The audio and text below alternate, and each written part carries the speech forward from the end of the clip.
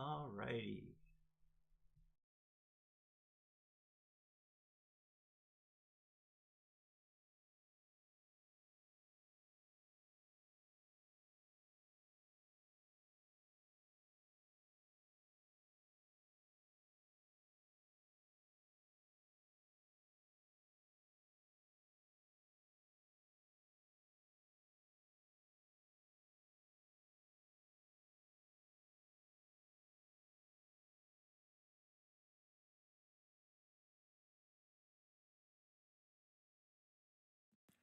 Hello.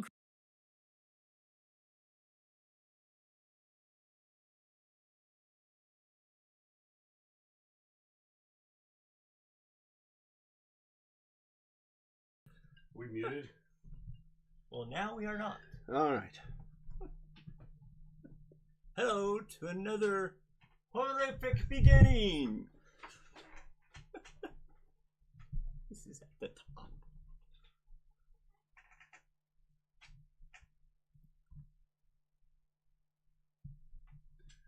Hello, and welcome to Warhammer 40k's Grim History from Beyond. I'm Zeckthar. And I'm Yuksen. And we are the chroniclers of all that was and all that will be in the 41st millennium. We've seen the rise and fall of many empires. Yet today, we are doing something special. What's that, Zeckthar? Well, today we're doing a Q&A live on YouTube, as well as a poll of our favorite Primarchs and special How'd You Do of our 1-year anniversary. We've been doing this for a year. Yuksen. That sounds great, Zeckthar. Now, before we start with the first question, let us know in the chat if you all have any questions, and we'll try to answer them as we go along. First off, how's it going, Richard? Anyways, what's our first question, Yuksen? Our first question is from Damien Brushko. Brushko, right? Mm-hmm. He asked a little while back, and That one.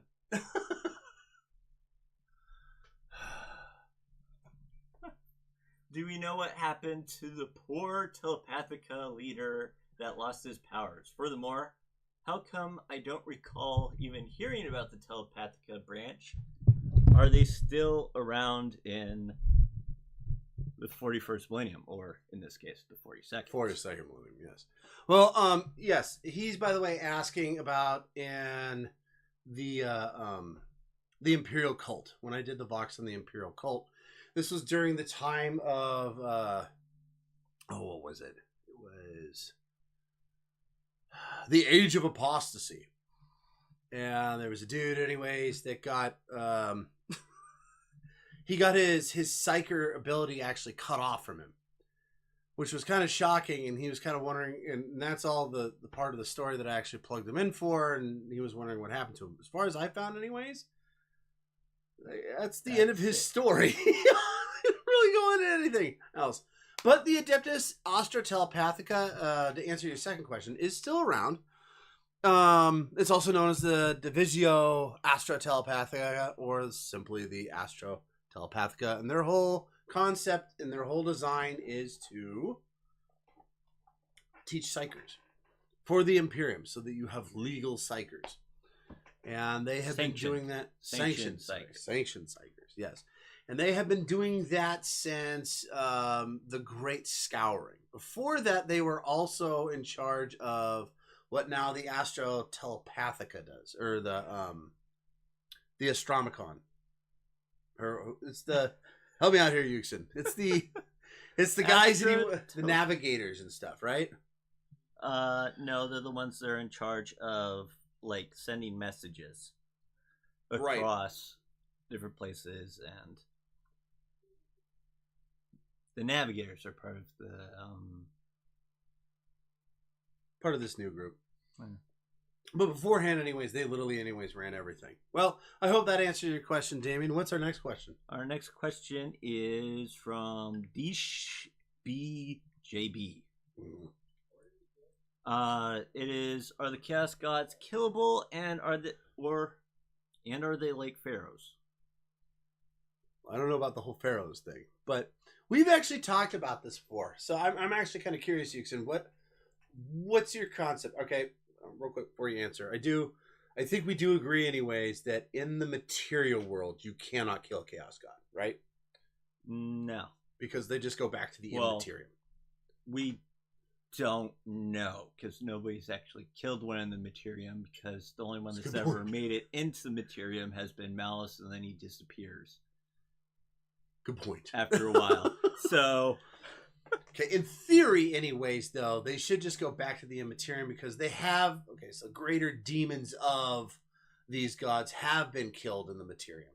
And then they're banished there for, in one case, they mentioned for like 1,000 years. They but then can't they come pop back into the immaterium. Yes. Okay. So long as, the right sacrifices and whatever have you, they do and whatever. Correct. So the question is that if you actually took if Bobby Gilliman, anyways, took a crusade and went into the Eye of Terror and found Nurgle and put a whooping on him, could he actually kill Nurgle? Fans on. It is not on. Oh, it's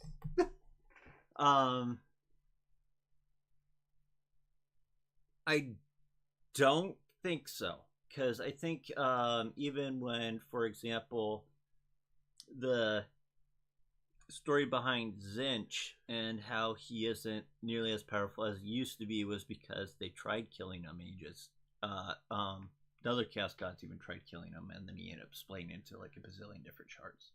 Right. So you're saying, anyways, that you just can't kill a Chaos God? Chaos Gods,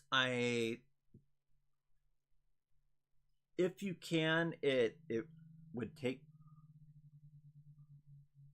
maybe other chaos beings might be able to do it when it comes to Chaos Gods. When it comes to demons, I assume those would be something that would be much easier to kill in the warp. Right. And those, yeah, they've probably been massacred quite a few times, actually. Well, I think I think the Chaos Gods themselves have actually pitted their demons against each other, and I think they've actually killed some of them off. Yeah. In the Immaterium. And then there's the other gods and the entities, anyways, that live in the warp that have been killed at some point, especially probably stomped on or but I'm thinking of more of a not the Drukhari, the Eldari. Eldari. Pretty much most of their gods died anyways when Slaanesh was born. So I mean, you can kill something in the warp. I don't know, anyways. I don't know if we can really have a hard, fast rule on this, anyways, on can Khorne be killed. I just don't know, because I think he's more of an entity than anything else. Well, the same could be said for Zinch, too. Or, well, pretty much all of the main ones. Yeah. Well, yeah, the main four, the five. Main I mean, four, even five. Malice. Yeah, I just don't see how you can actually kill them. We have no idea if Bork and Gork could do it. We don't know because the only ones they I don't can take think the of time. They don't take the time to. And I think the four main Chaos Gods and Malice just go, I think I've been hurt by them before. I don't want to try to push my luck anyways. Just stay out of their way. They'll keep beating each other. The fact that it takes all four gods, which, by the way, are one of the more powerful entities anyways in the Materium or the Immaterium, and they attack as hard as they can anyways against these two brothers, and they just turn around, laugh at them, kick them in the face, they run hit them back with the crying, and then they just go back to thumping each other. So, and who knows how many gods they've crushed over time also, who have decided to, for some idiotic reason, try to stop them or just unintentionally stepping on them or something like that. But because they are quite big. Thank you, Desh BGB. We do have you did ask us another question. We can't answer this one. We just can't. And the reason why is because what are all of the Space Marine weapons? And the reason why I say we can't answer that is because we've got a rest of a show to do. And We looked it up actually in the Lexicanum, and it was how many pages long? 14? 14, 17, something like that. And the thing about that is they are abbreviated variations of what they actually are. Whereas every single one of the things, like for example, bolter, Right. it's listed as just bolter in it. But if you open that up, there is like probably 20, 30 different patterns of bolter. So each one of those has its own little specific thing about them. But to help you out anyways, we did come up with a few of them anyways that we figured we'd talk about real quick. I mean, obviously anyways, if you're going to talk Space Marines, you have to talk about the bolter. I mean, and they have multiple different types anyways. Like, for instance, the Storm Bolter is the one that's, like, attached to their arm, right? In most cases... Normally Terminators? Normally Terminators. Mm-hmm. The Grey Knights do use them with their standard power armor people. Really? There are some high-ranked Marines that also have them. But generally, it's just used with people that have Terminator armor. Personally, my favorite, actually, Storm Bolter is... the one, anyways, that Horus uses. Well, he used to use, and now Abaddon uses. The Talons of Horus. I mean, he's got the... I mean, we were... Actually, that's the next one. Not the gloves of McCragg, which also have storm bolters on them, this too. Thing's got, like, blades to it, and then on the bottom of it, it's got a storm bolter that you can just blast people and away instead of power fists with bolters on the bottom. Right, but getting back to just the standard bolter. So, standard bolter, if you want to know more about this, we actually talked about it. A couple of times, actually. We talked about it when we talked about Space Wolves weapons, as well as we briefly discussed it when we talked about Necron weaponry. Because the standard awesome thing, anyways, is the bolter. Now, you got to understand, anyways, the bolter fires a 75 millimeter shell, and it's not really a shell, it's really a rocket. So it's got an explosive back end to it. So when you think of a bullet, it's got the explosive back end anyways that shoots it out of the barrel.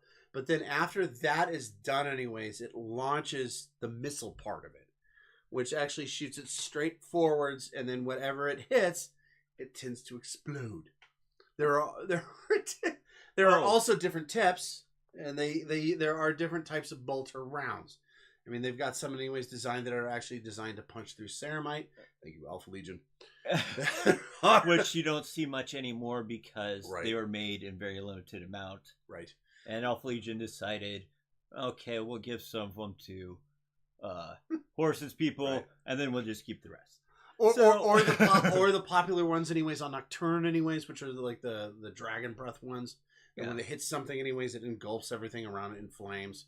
Or not the Death Guard, the Death Watch. Also, they have some special different types of rounds also. Right.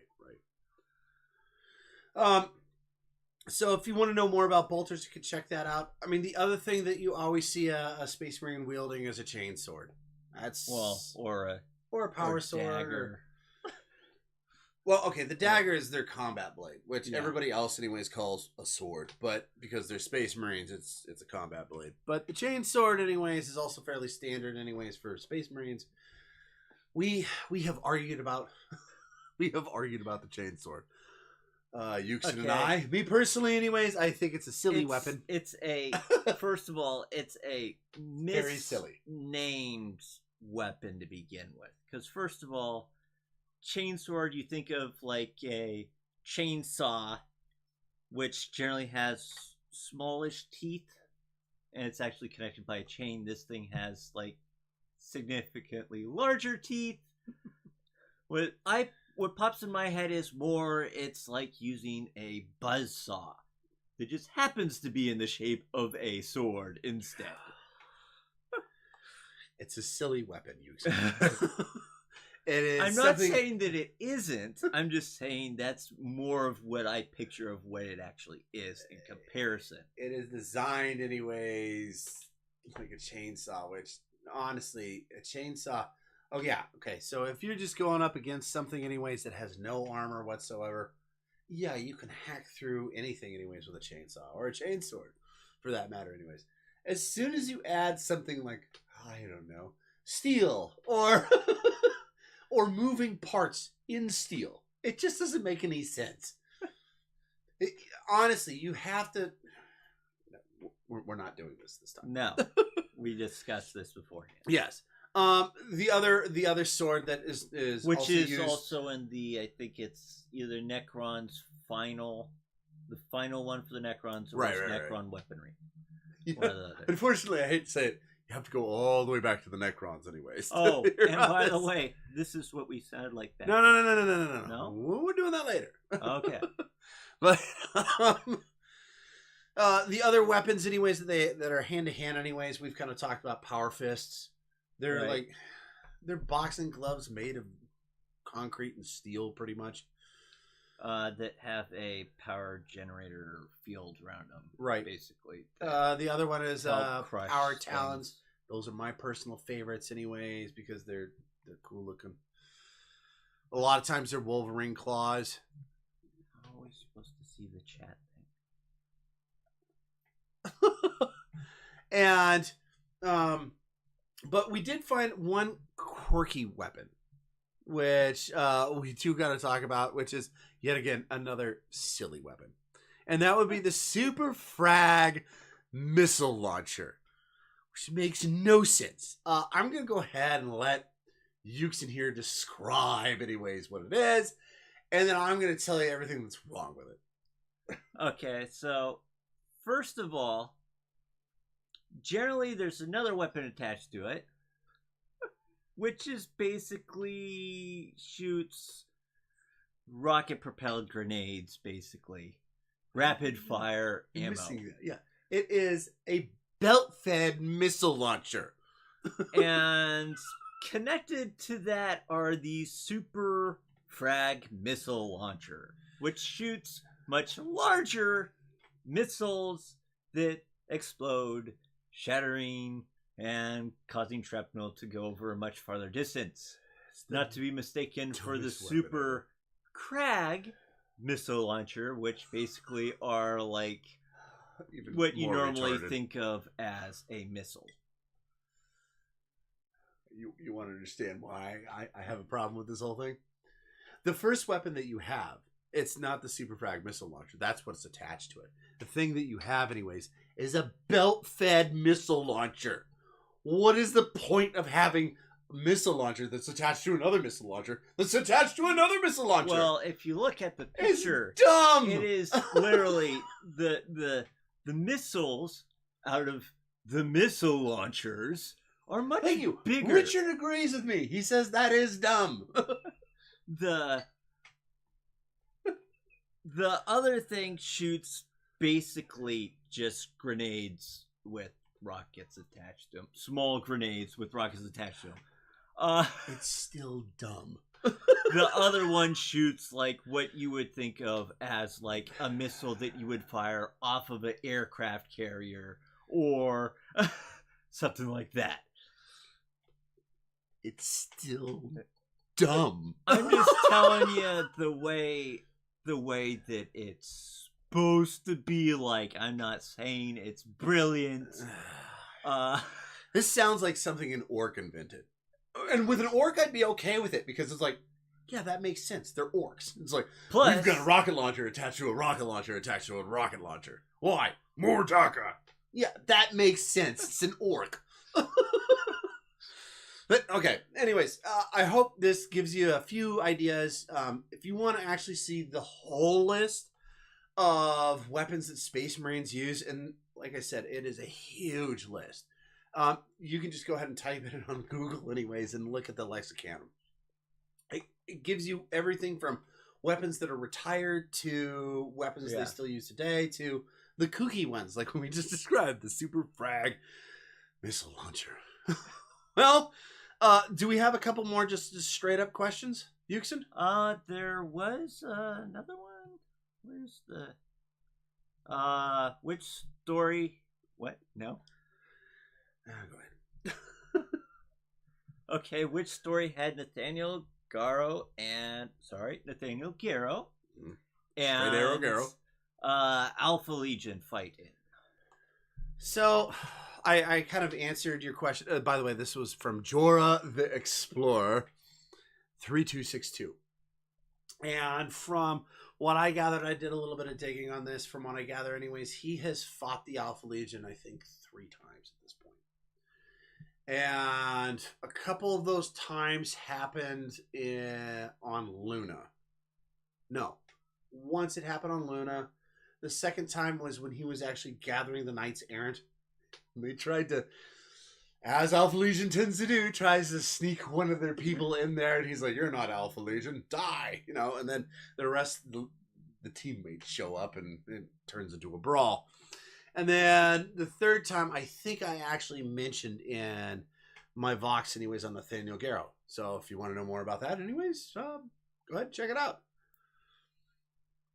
But the last couple that we've got, anyways, we've got 2 more questions, and then we're going to actually move on to probably what everybody really wanted to talk about. Oh, wait, hang on. Richard, thank you for being here, by the way. He says, this sounds like some from... Oh, he's probably talking about the missile launcher. This sounds like some from the actual Road Trader or 2nd edition Warhammer. It could be. We saw some painted miniatures on it. They do look cool, but funnily enough, these weapons are given to the Primarchs Space Marines. So this is the new tech. This is new? Yes. Oh, this no. is new tech. And we do have a question, anyways, from Mr. Richard here. He says, when are you going to be doing the War for Medusa 8? War for Medusa 8. The Fall of Medusa 5. So, as a bonus Vox, anyways, we're doing that after we're done with the Horus Heresy. Now, as you guys know, anyways, who are listening to this, we're about done with the Horus Heresy. We've got one thing left, which is, the Siege of Terra. We do have to talk about the Siege of Terra. We did skip over a lot of stuff, but we did, and we will probably plug back into that. And if you look at the playlists, anyways, I have a few playlists out there, anyways. One of them is literally, anyways, the Horus Heresy and the Great Crusade. And it's got a bunch of stuff, and a lot of the stuff that we didn't cover in the last 2 months is actually in that. We just did it prior. Now, Medusa, anyways, the Fall of Medusa, that was actually recommended to me, anyways, by a guy a couple weeks ago, or actually a month or so ago. And unfortunately, we were just getting into the Horus Heresy.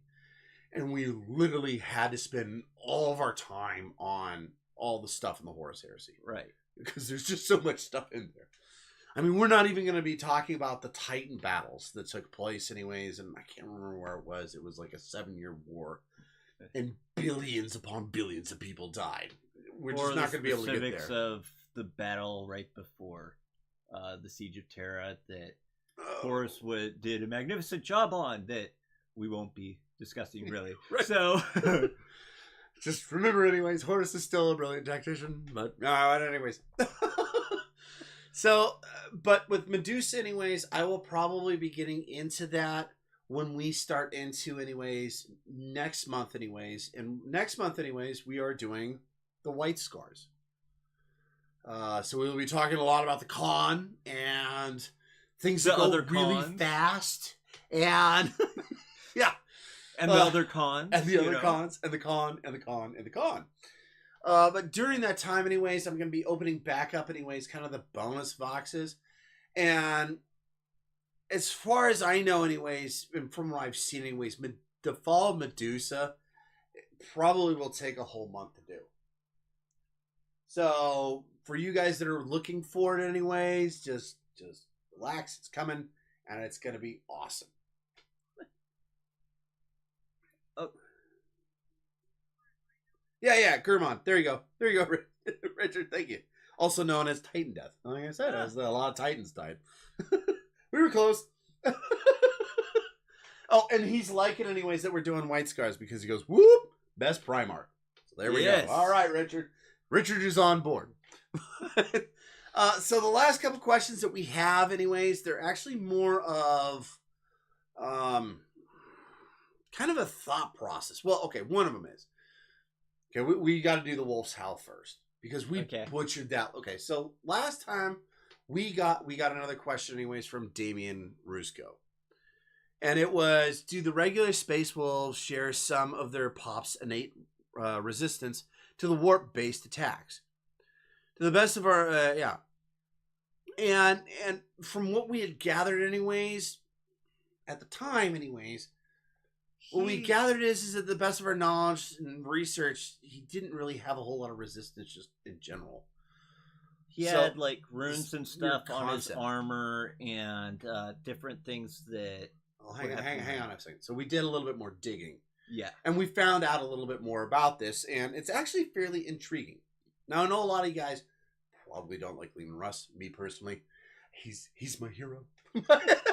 I like the guy. I do like the guy. I can't lie.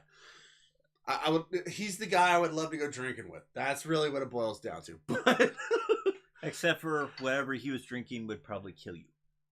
no, how dare you, Yuksen? It's powerful I'm enough a to get million-year-old alien. How dare you? I have drinking everything from gasoline to Ma Stalwart's moonshine in the Appalachian Mountains. I think I'll be fine. Anyways, the only problem I'd have with drinking with him anyways is that my concern anyways is that he would go from being happy and having fun to everybody must die, and then I would have to figure out any ways to get him out of the bar, and that would be weird. And yeah, so anyways, but we did do some research on this, and we found some things actually that were fairly interesting, and most of it actually took place in the burning of Prospero, right? Right. Well, that and actually the event that happened prior to that and the Council of Nicaea, where Right. the flesh change of the Thousand Suns started coming back. Well, that actually was taking place on Trike, Yeah, which was before the Council of Nicaea. Right. It was one of the things that kind of helped start the ball rolling on that. But it pushed Lehman Russ very much into the camp anyways, and we got to get rid of Magnus. yeah. So one of the things we did find is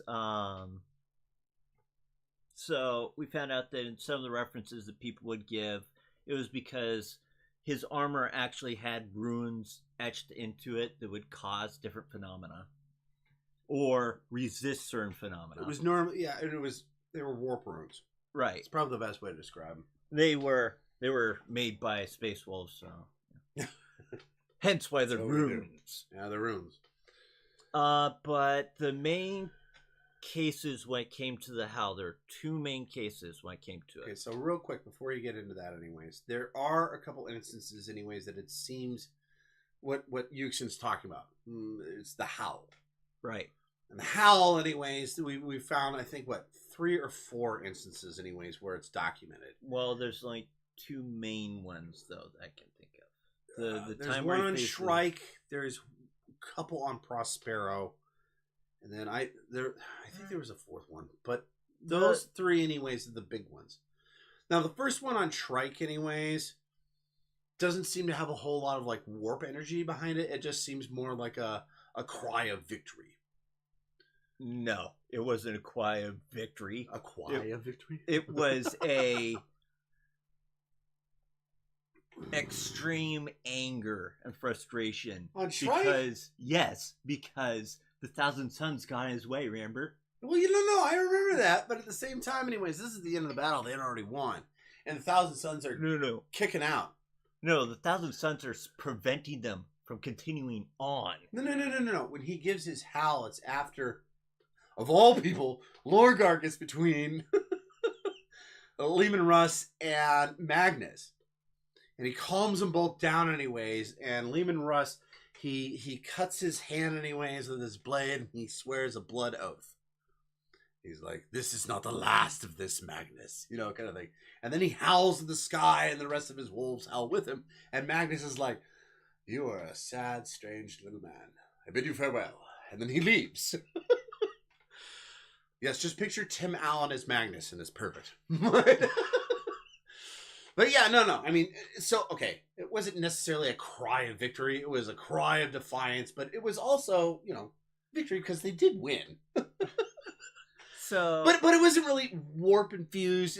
That's what I mean. no, By it wasn't warp infused. It just seems like it was very much a we're all together, kind of thing. The case of though where people were questioning whether or not it was psychic related or what was happening around that time was because at one point just prior to that, when Thousand Sons suffered from the flesh change, a lot of the Thousand Sons died because they're all linked together and not that had to do with anyways his trusty bolter. That no. He plugged the guy and he exploded. Before that, it was before that where they got this impression from him of his anger from not being able to get to what he was actually trying to do because they were there. No. You're thinking of the fourth one that I couldn't remember, but is actually on Prospero as well. You're talking about the one Ahriman spoke of, right? There's a case where he does, and there's a case where somebody else does. Okay, well anyways, let's move past this anyways to the warp ones, though. So the ones anyways that seemed like they have some sort of warp aspect to it were on Prospero. Keep going. And, the first one was this is the one anyways that catches a lot of people, and they really think anyways there was some like warp infused power behind Lehman Russ. Is where the 10,000 Sons at this point anyways, they're losing so badly they're just like, screw it, we're going to use psychic energy, and they engulf Lehman Russ anyways in a bunch of warp fire. And then it doesn't seem to really affect him much, and then he howls. And then after he howls, it seems like the fire comes back from him anyways, bounces off him, and kills all the people that are shooting fire at him. That actually isn't the one I'm talking about. Oh, okay. Well, but that did happen. So what do you think of that one? Do you think that was ruins? More than likely. Okay. So to boil this down, by the way, anyways, I don't think that Lehman Russ was a psyker, and I don't think you do either, right? No. Okay. So we have to figure out anyways why some of these things anyways take place. Great, now I can't find it. Gosh, dang you. Just sit back, man, relax. I got this one.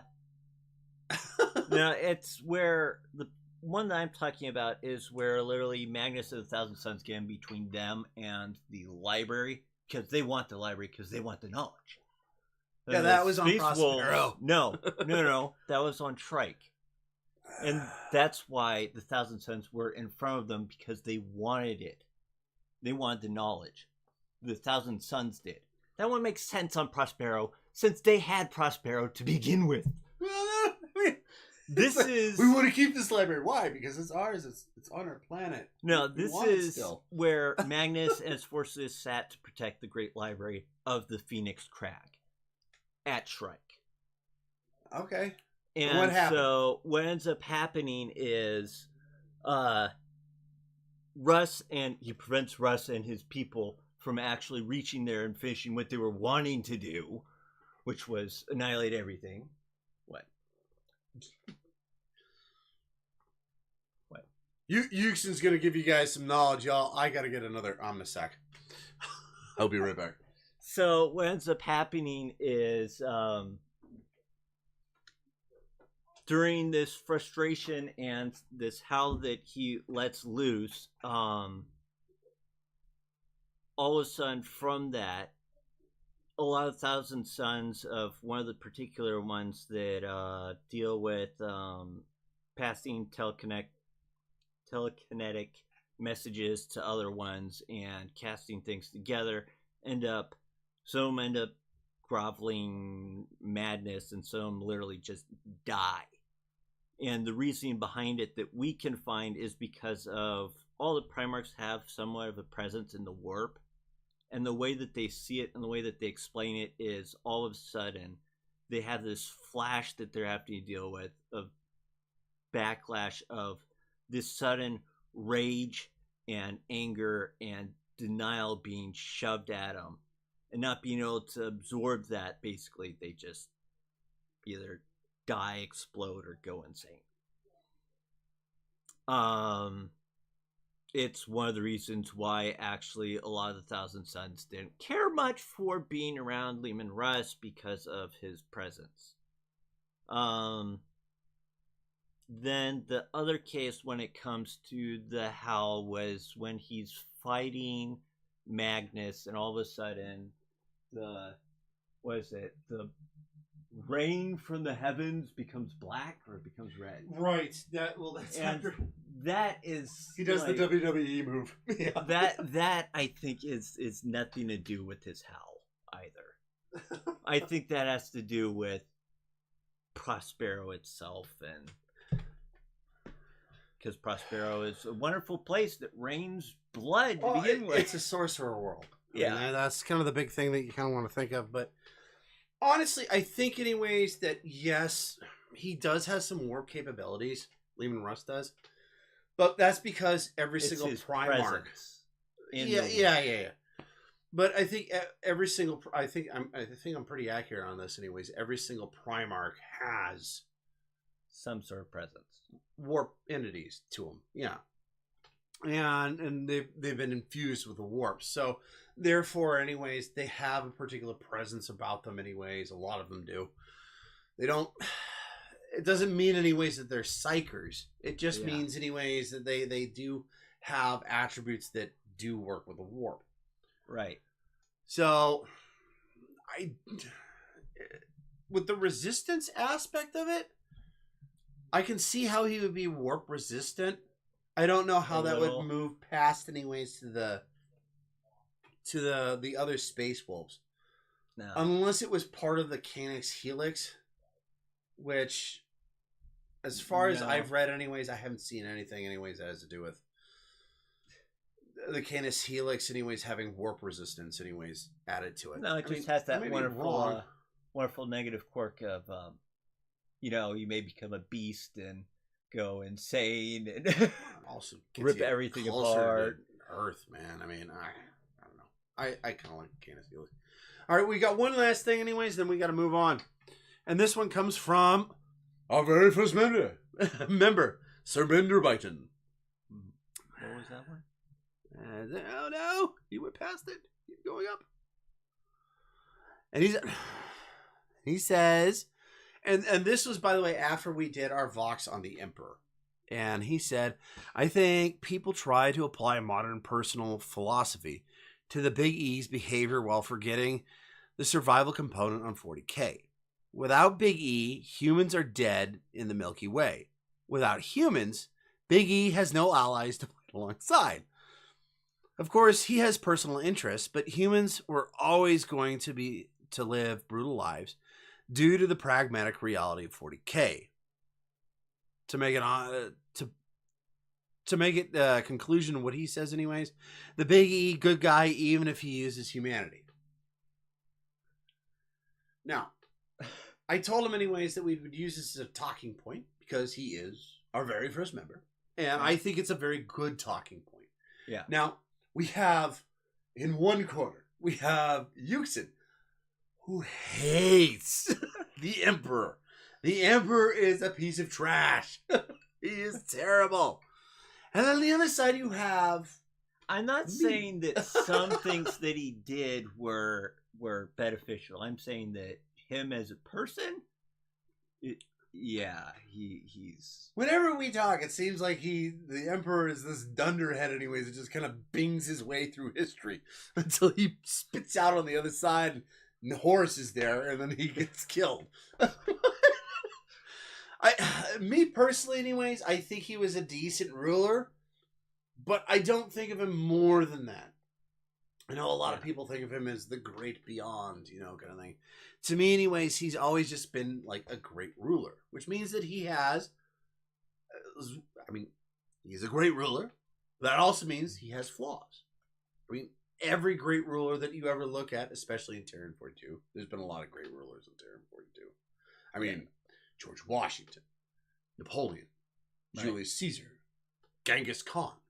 Now, a lot of people wouldn't think Genghis Khan was a great leader. Oh, yes, he was. Yes. He was a very vicious It- and it brutal was leader, but he more was of still a his- great leader. It was more of his offspring.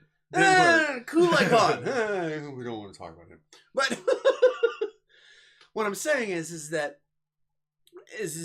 every great leader has their flaws, and I think, anyways, the Emperor is along the same lines. Now, the question of is he a good guy or a bad guy? That is a tougher question because honestly, okay, so we were actually just talking about this yesterday. Take Terran 42's Star Wars. Star Right. Wars is a fantasy realm based on the good and evil. good and evil. It's the concept of good and evil. Warhammer 40k is not like that. It's not designed that way. Right. It is really designed anyways of it doesn't matter who is good or evil. It's who has the power. And not necessarily not just that, but it's more of anyways whose moral actions make more sense. Right. You know, either right or wrong. I mean, like for instance, you could take Abaddon. Abaddon, I consider anyways, he's a pretty good leader. Would I consider him a good guy? Oh, No. no. He's terrible. But at the same time, he's still a good leader. The Emperor, on the other hand, I would probably put more towards the good side. He had a lot of problems, and honestly, I think he did a lot of things wrong. But I still think, Like anyways, just he was saying, more on the here good you side. go, peace out. Yeah. I mean, And That- I won't tell Horace, the person that I'm supposed to be. that was honestly his worst fault. It was at the Eleanor Triumph, which is always, anyway, so poetically written because it is the greatest triumph of humanity, and it is the worst fault of the Emperor. Yeah. That's the thing that it is so great about that in the way that it's written. But when you're talking about, anyways, good guy, bad guy, it doesn't necessarily matter as much. It's more along the lines of, was he a good leader? Right. That, to me, anyways, is more of an important thing. And this concept that Sir Brinder Byton mentioned, anyways, where it's like copacetic, where humanity needs the Emperor and the Emperor needs humanity, I do disagree with that. Yeah. Because I think, honestly, anyways, the Emperor hadn't shown up, humanity would still exist. Now, it wouldn't be a massive empire, but it would still exist. Well, yeah, like, for example, Mars. Yeah. They weren't around, going anywhere. They were doing quite well. Well, quite well is relative. Before the Emperor showed up on Mars. Yeah, okay. Richard even agrees to this. He says, but there were other civilizations that still survived and thrived without imps. And then, I mean, General Bradley 101 would agree with Yuksen. So there you go. And like I said, anyways, I do think humanity would have survived without the Emperor. Right. The Emperor would not have survived without humanity. Well, yeah. Actually, you know what? He probably would have. I mean, he wouldn't have been nearly as powerful. He would have been this, like, weird mercenary dude. It was just like, I have created my own empire. Of what? Whatever I want. You know? Well, I don't have humans.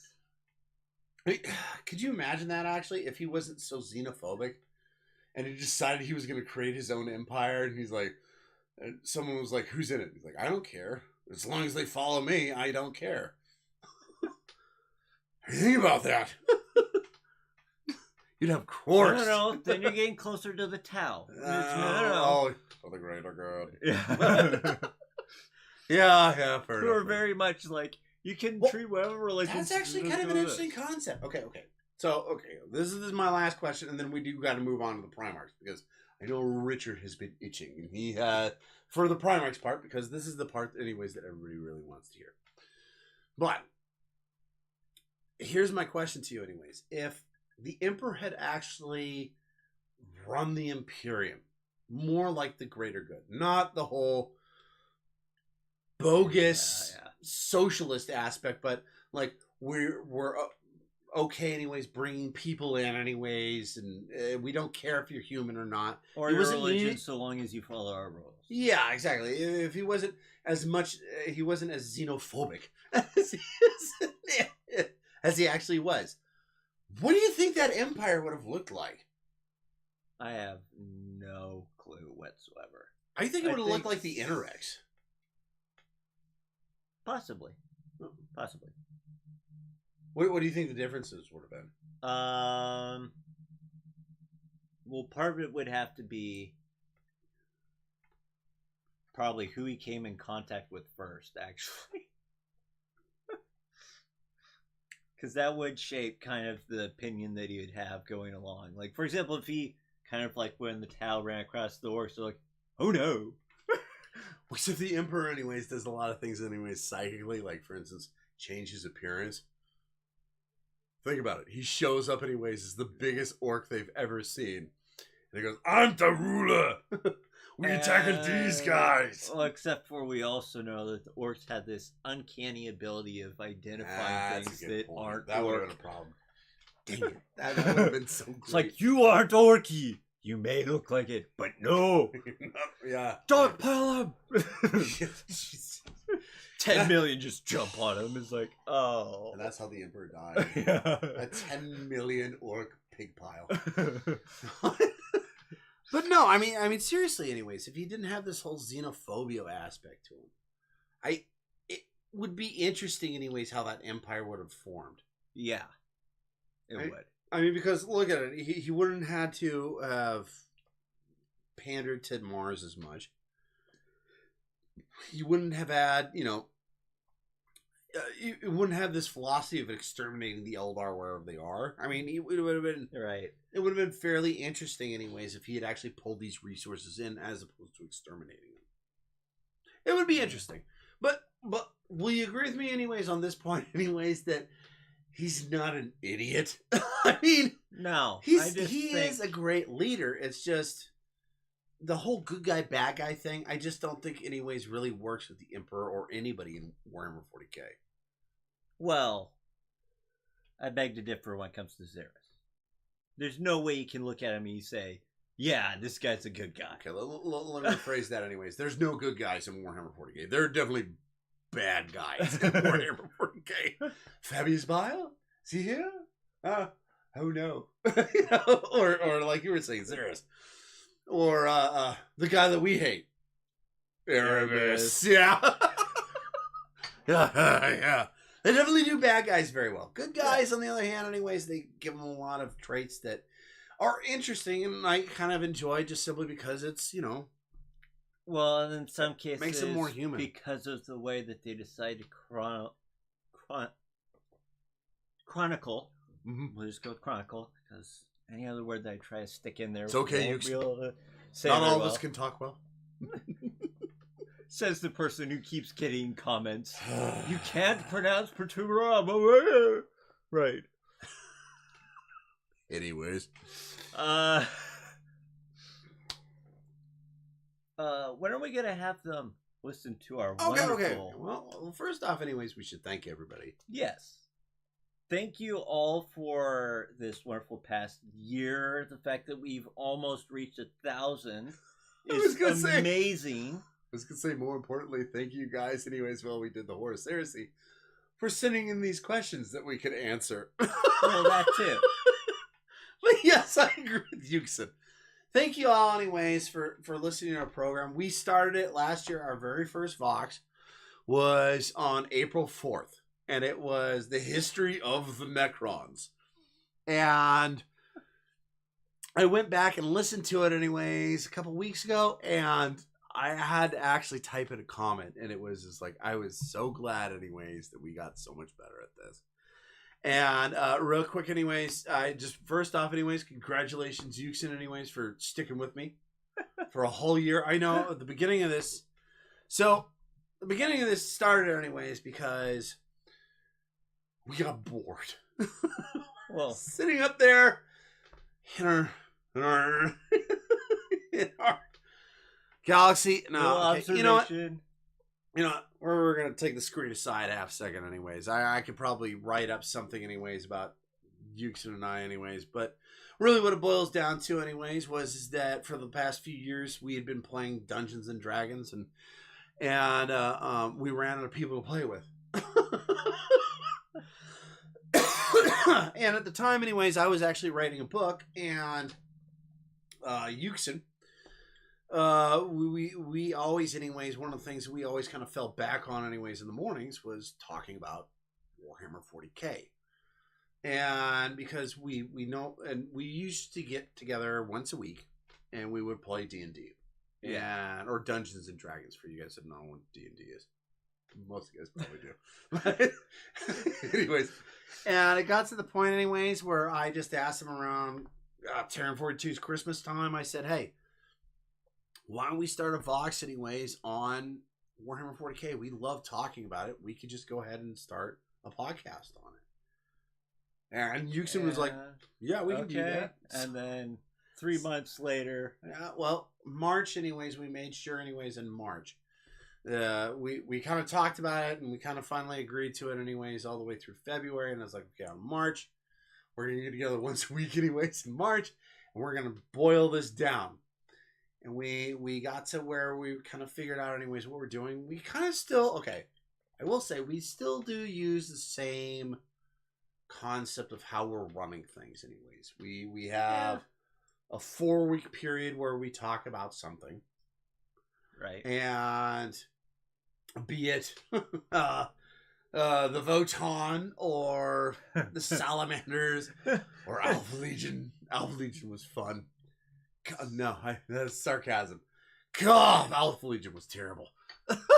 But it is fun talking about them. Right. Doing the work for the Voxes, not so much. See, even Richard's making fun of me. Now, with the Perturbo thing. I probably said it bad again, didn't I, Richard? But anyways. But we started this about a year ago, anyways, and we started with the Necrons, and both of us really didn't know a whole lot about the Necrons, and the more we looked into them, actually, I don't know about you, but me personally, anyways, the more I actually started to like them. They're kind of an interesting Xenos breed. They're interesting. A lot of the characters... The characters are the thing that actually interests me. I mean, their armies, anyways, are just kind of... I mean, they're the Tomb Kings. They're zombies, anyways. It's like... But the characters themselves... I mean, the characters themselves, anyways, I find very interesting. Some of them. Some of them, like I said, Xeris... Well, he's interesting, but he's interesting the wrong way. Yeah. It's like, so you break 3 digits to 4 anyways when you're snapping somebody's back. 4. Ah! No. Well, we'll just make sure about that. Yeah. Oh, by the way, thank you for being my... But I already told you the right answer. Well. And unfortunately, anyways, that was the one guy that you picked anyways. You're just like, okay, I'll pick this guy. And then the more you read about him, you're like, I don't like this guy at all. No, it's more along the lines as I'll pick this guy. He's probably horrible, and that's why. And it's like, yes, okay, but so more than we thought. Do you remember, anyways, our notable Necron characters? Let's see. There's Xeris. It was Xeric, the Silent King, right? Was that? Well, the Silent King. Yeah. There was which we disagreed with vehemently, anyways, on if he was actually a great leader or just an idiot. Which was actually some fairly good debate in there. Yeah. But anyways, go ahead. Yeah, and then there was Trazine. Mm-hmm. There was my favorite, Oricon, the diviner, right? No, yeah. The Divine and the Infinite. Yeah. And then there was the other guy, which I can't... Actually, there's 2 others. No. One of them was the Stormlord. Stormlord, yep. No, but there was the Traveler, too. I cannot remember what his name is right now. Okay, so... who was interesting because Stormlord was Omatek or something like that, right? Egyptian. Yeah. And then... not like... The majority of their names were Egyptian like. Right, well, yeah. And then the Traveler was like Ankron or something like that. Or Chiron. It was something. But yeah, we... Well, and that's actually where we got our short boxes from. Because it was... Well, 2 of them. For us, anyways, at the time, anyways, 40 minutes was just too long. So, In fact, our first one was 28 minutes and 40 seconds. Yeah. So when we did the notable characters of the Necrons, I really wanted to talk about how Trazeen, anyways, played a big part in Cadia. And that whole subject, anyways, we realized was going to take way too long, anyways, to put in our 45-minute show. So I just said, anyways, okay, I'll just do like a bonus or a short vox of it, anyways, and that's where you ended up with. And I've done it twice now at this point. I did the original the first version. One was Wasn't horribly very good. recorded. Plus, I think it became kind of a joke how many people actually watched it. Yep. I think it finally reached double digits like halfway through our. Yep. And yeah. So if you want to listen to this, I would recommend listening to the second one because it's significantly better. And it's Trazeen the Infinite, hero or savior, and You mean thief or savior? or thief or savior? Yeah. Hero or savior? Hero or savior? Both. But yeah. Yeah, we started way back when, anyways. Well, a year ago, anyways, and I just went back and listened to it, and it was. Let's just say, anyways, none of you guys would have listened, anyways, unless we got better. And I do believe we have some recording here of this, don't we, Yuksen? Yes. All right. Go ahead and plug in past the intro. Okay. They hit the play button. All the Necrontyr on the basis of, as I mentioned, the old ones refusing to give them to reveal the mysteries of having immortality. So use that to control them and fight against the old ones. So what you're saying is that he used the hatred of the Necrontyr against the old ones to bind them together to conquer? Yeah. Too bad it didn't work out too terribly well. As I'm about to read anyways in the War in Heaven. The Elder describes such events as the War in Heaven.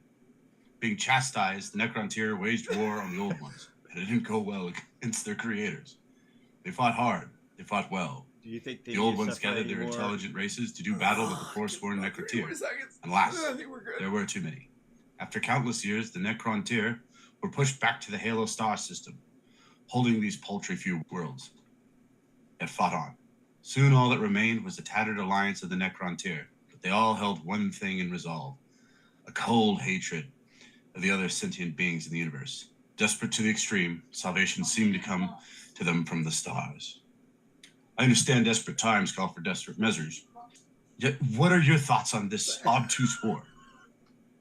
Truth be told, there's two different viewpoints that I'd like to look at this from. One of them is the fact that it probably wouldn't have happened if the old ones had actually been, a little more... Okay, cut it off. I think we're good, yeah. So we went from that, anyways, to actually doing fairly good. Well, anyways, for those of you, anyways, that just found us, anyways, thank you for tuning in for our show. We've had a few people, anyways, that have really followed us for actually pretty much the whole year, which has been great. But, we as you can see, anyways, we did get better.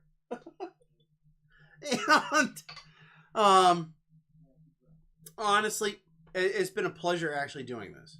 Yeah. It's been very fun getting together, anyways, and doing this once or twice a week, and pulling this together and actually pushing it into something, anyways, that has become something more. I mean, honestly, when we first started this, it wasn't just, anyways, that we needed something to do, anyways, other than D&D. It was also, did I mention, anyways, that I finished a book?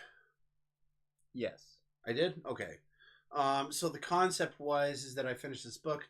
We get a bunch of people anyways that enjoy our stuff. And then I can be like, hey, I read a book. Please buy it. and and by the way, I did write a book and it is edited. I just haven't published it yet. I still haven't published it because I've been focused on this.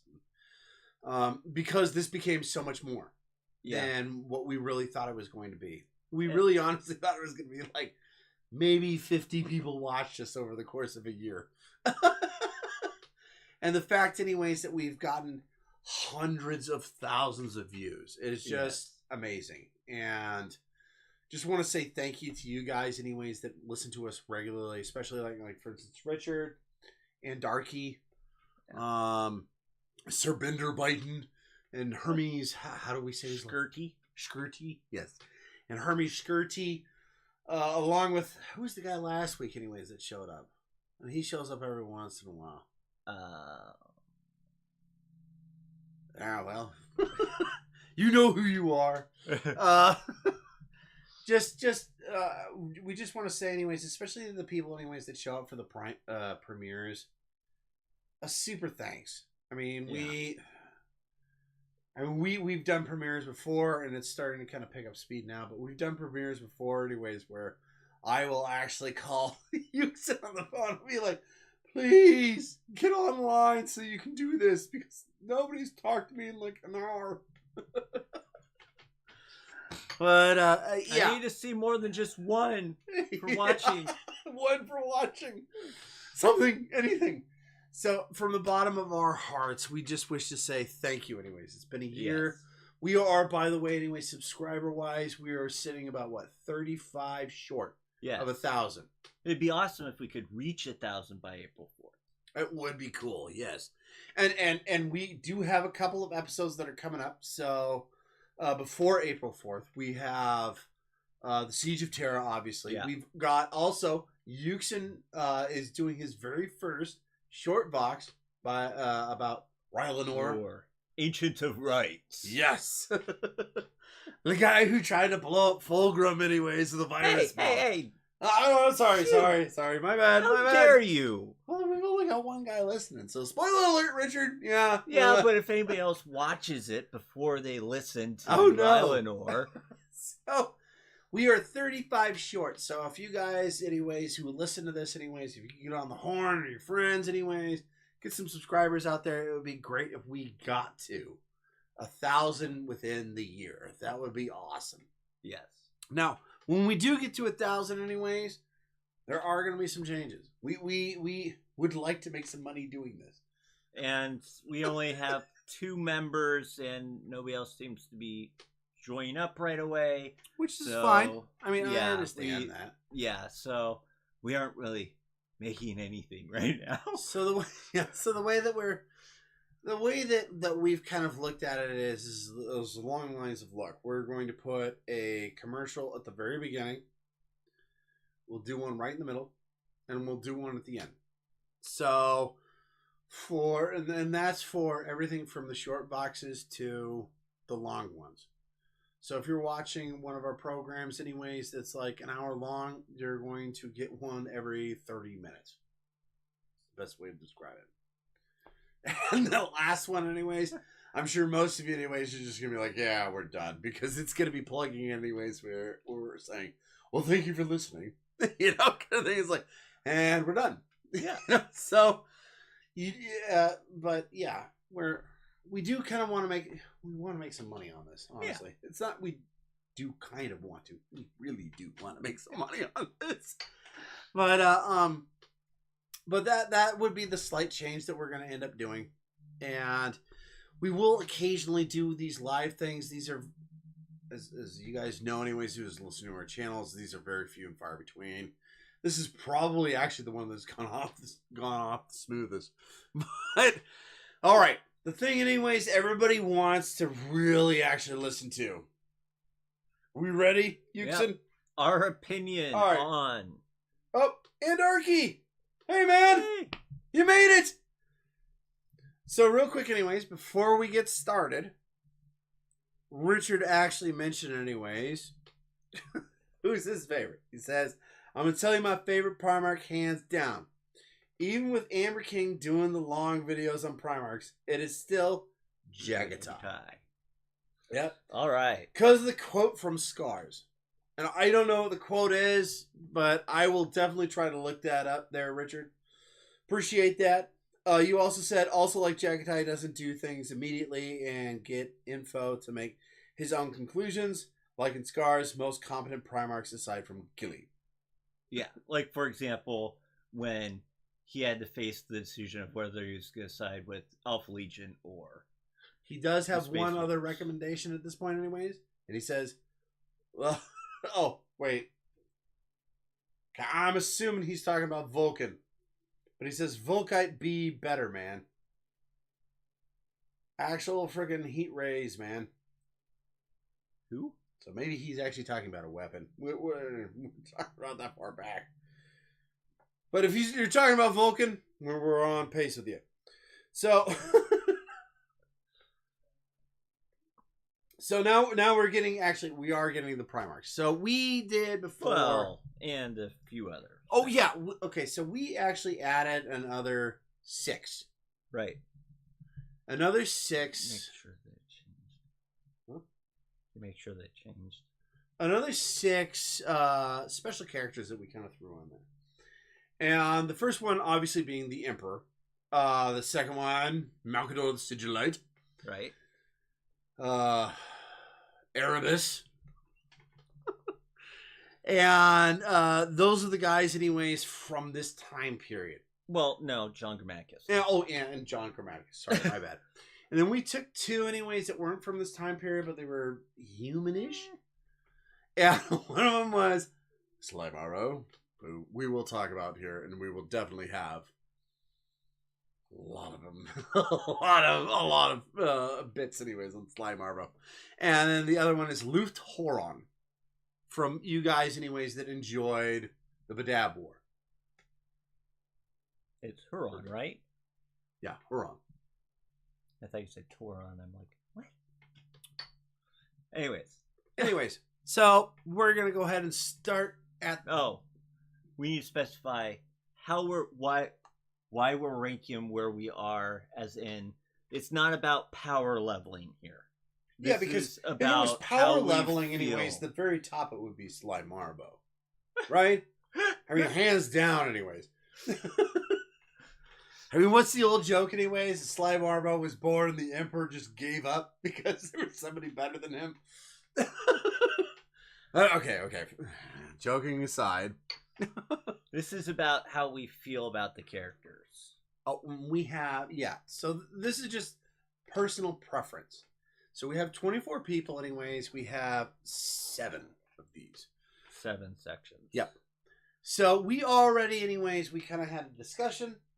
And we already anyways kind of figured out anyways, we had 3 tiers.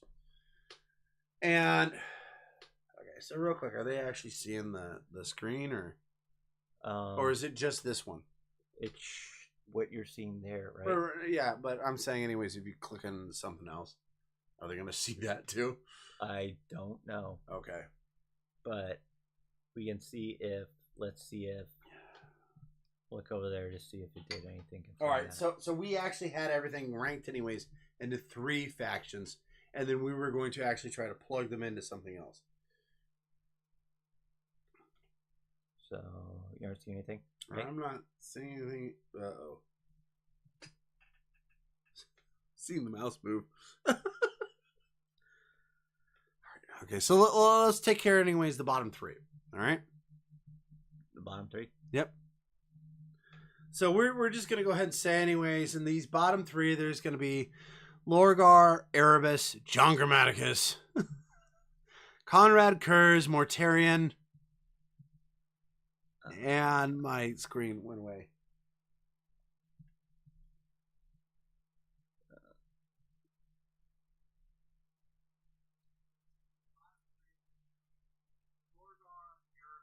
Oh, no. You can just show this. Yeah.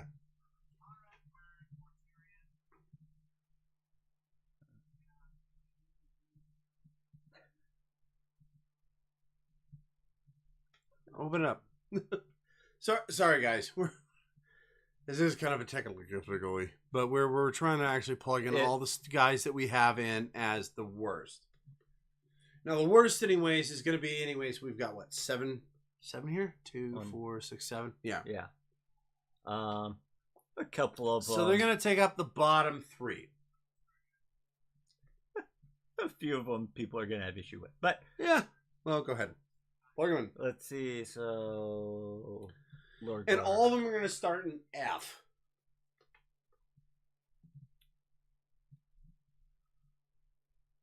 So as I keep talking about this, anyways, and then we'll go ahead and decide. Go ahead and put the middle, anyways, and C in the top and A. Okay. Let me see.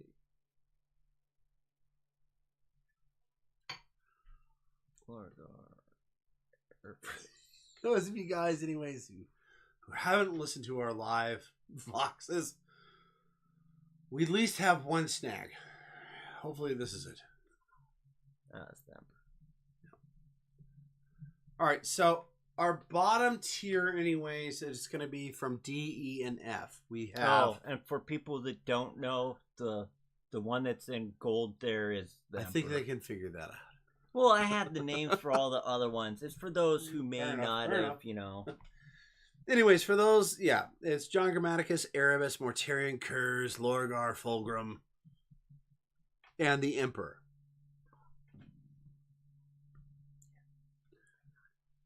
So, real quick, anyways, for you guys that are listening, anyways, of these, anyways, who would you rank up towards the top?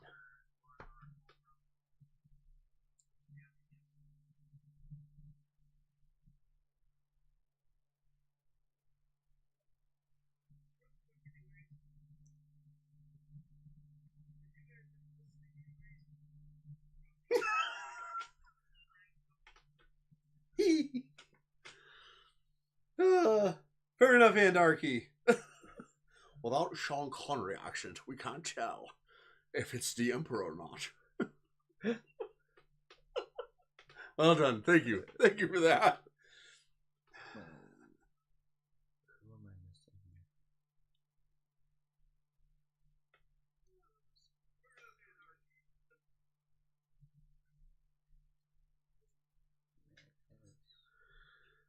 So, you guys, anyways, that are actually listening, anyways, you guys got any advice of where you would actually plug in, anyways, the bottom guys?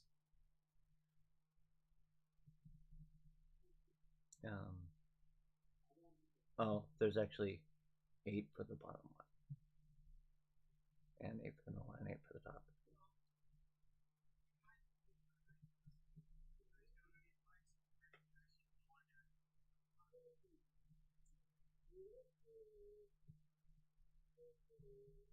I mean, obviously, anyways, in the D category, I would put Gilliman.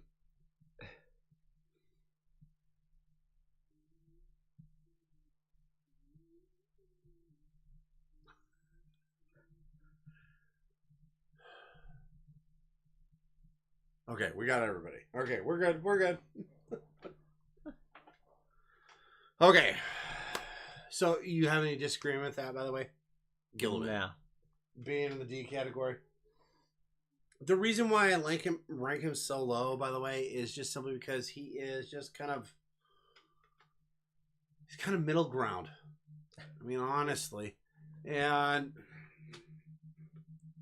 we originally had him, like, literally right in the middle. Yeah. And then we ran out of people, anyways, that we actually liked at the top. And we're like, well, we got to bounce some people down. So Gilliman got the D. All right, you pick the next one, man. Okay, so let's start with John Grammaticus. We are definitely leaving Erebus at the bottom, obviously. Right. Along with Lorgar. Yeah, let's just go ahead and plug those in. John Grammaticus.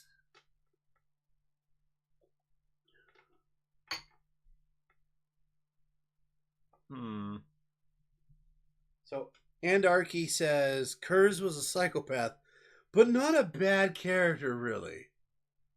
He's thinking the same thing I am, you know. I'd put him on D. Okay. Not E? No.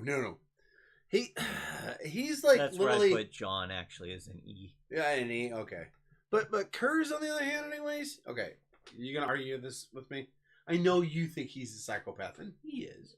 I'm not gonna argue. And schizophrenic. And but yeah. schizophrenic. And schizophrenic. Yes. But at the same time, anyways, he's an interesting character. That's Because also, by the way, he's a psycho and he's schizophrenic. Exactly. Well, that's why we kicked him all the way down to the bottom. But that's why I want to kind of rise him up a little bit, because honestly, I kind of liked his character because he's interesting. And you put John Grammaticus at E. Yeah, because I wouldn't put him like down with Erebus, but he's really. You wouldn't put him as a D. He's also kind of the same lines as the Kurz. Just kind of like. Well, he's interesting. He's ridiculous, but he's interesting. It's the fact that he's ridiculous that I put him in. Okay, fair enough. All right, now here's the tough one. All right, and we're gonna wait for everybody, anyways, to talk about this, anyways. That's actually listening. The Emperor. Where do we put the Emperor?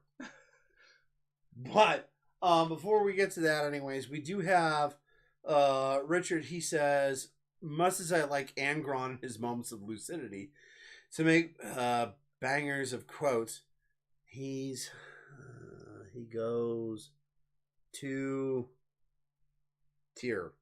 Oh, C tier.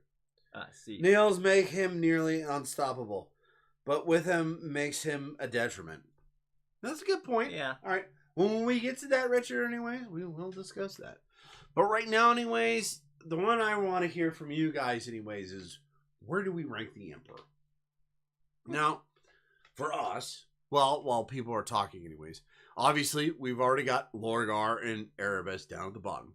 Yeah. So the three we've got, or the two we got left, anyways, to talk about before people talk about the Emperor, is Mortarion and Fulgrim. Mortarion, I would probably put in D, actually. Really? Why? Because, yes, his character is dour, but, you know, it's his character. He's a fancy pants whiner. Part of it is kind of his background and how he changes. He still hates psychers, and yet he's just like, okay, I have to harness this ability, this latent ability that for some reason I have, and then I will use that. No. He got that from Nurgle. Yes, but okay. So first off, anyways, here's the problem I have with all the Trader Primarchs, is because there are a lot of them, anyways, are significantly cooler before they turn to chaos. yes. I mean, and we'll talk about him, Horus, anyways, and we're definitely going to go back and forth on that one. But Mortarion, anyways, is a very, like you said, dour. He hates psychers.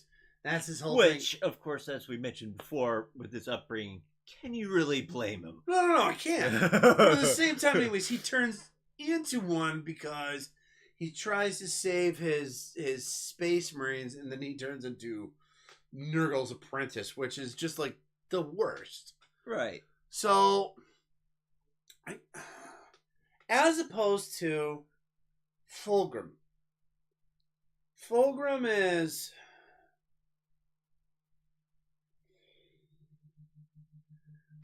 the pretty boy, anyways, he is the quarterback that did great in high school.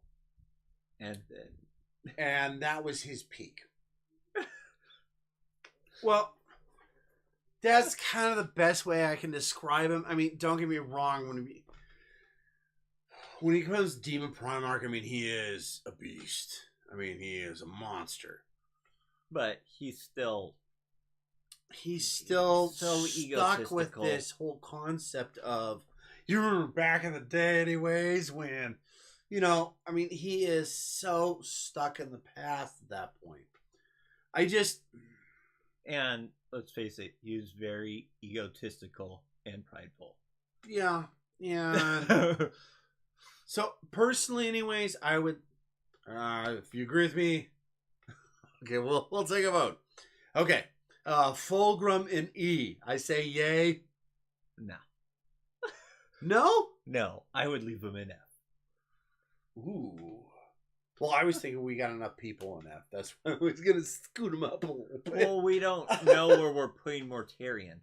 Okay, let me put it this way anyways. I would definitely put Fulgrim, though, in E, just simply because he is actually a fairly good companion. And I can respect that.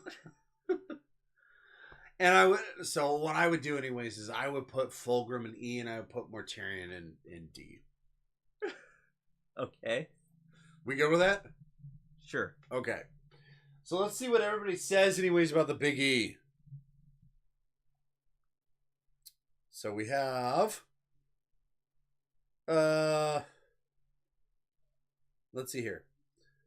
This actually starts up with Kurz, sorry. Kurz was a psychopath, but not a bad character really. That was Andarki. Already mentioned But Richard responds with, much as I like Angron and his modes, and I already respond with that. Yeah, and then Richard responded with after that, even after watching Understanding Kurz video, I still don't find Kurz interesting, and in fact made him more disgusted with him,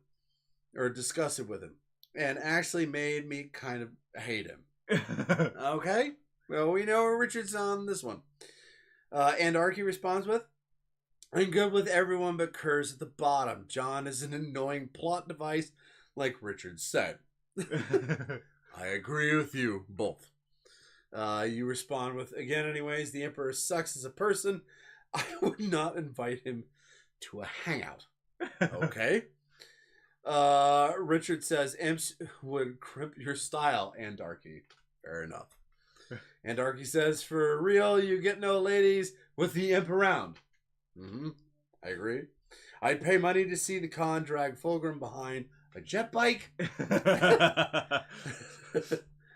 And then, ew, base statement, Andarky. And then, F for Fulgrim sounds great.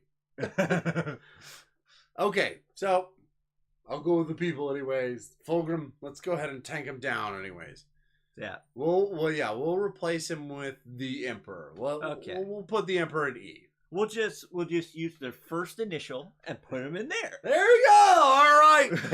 Yuksen has figured this out. F for Fulgrim. Now, before we get to the middle, anyways, I gotta get some Amasek.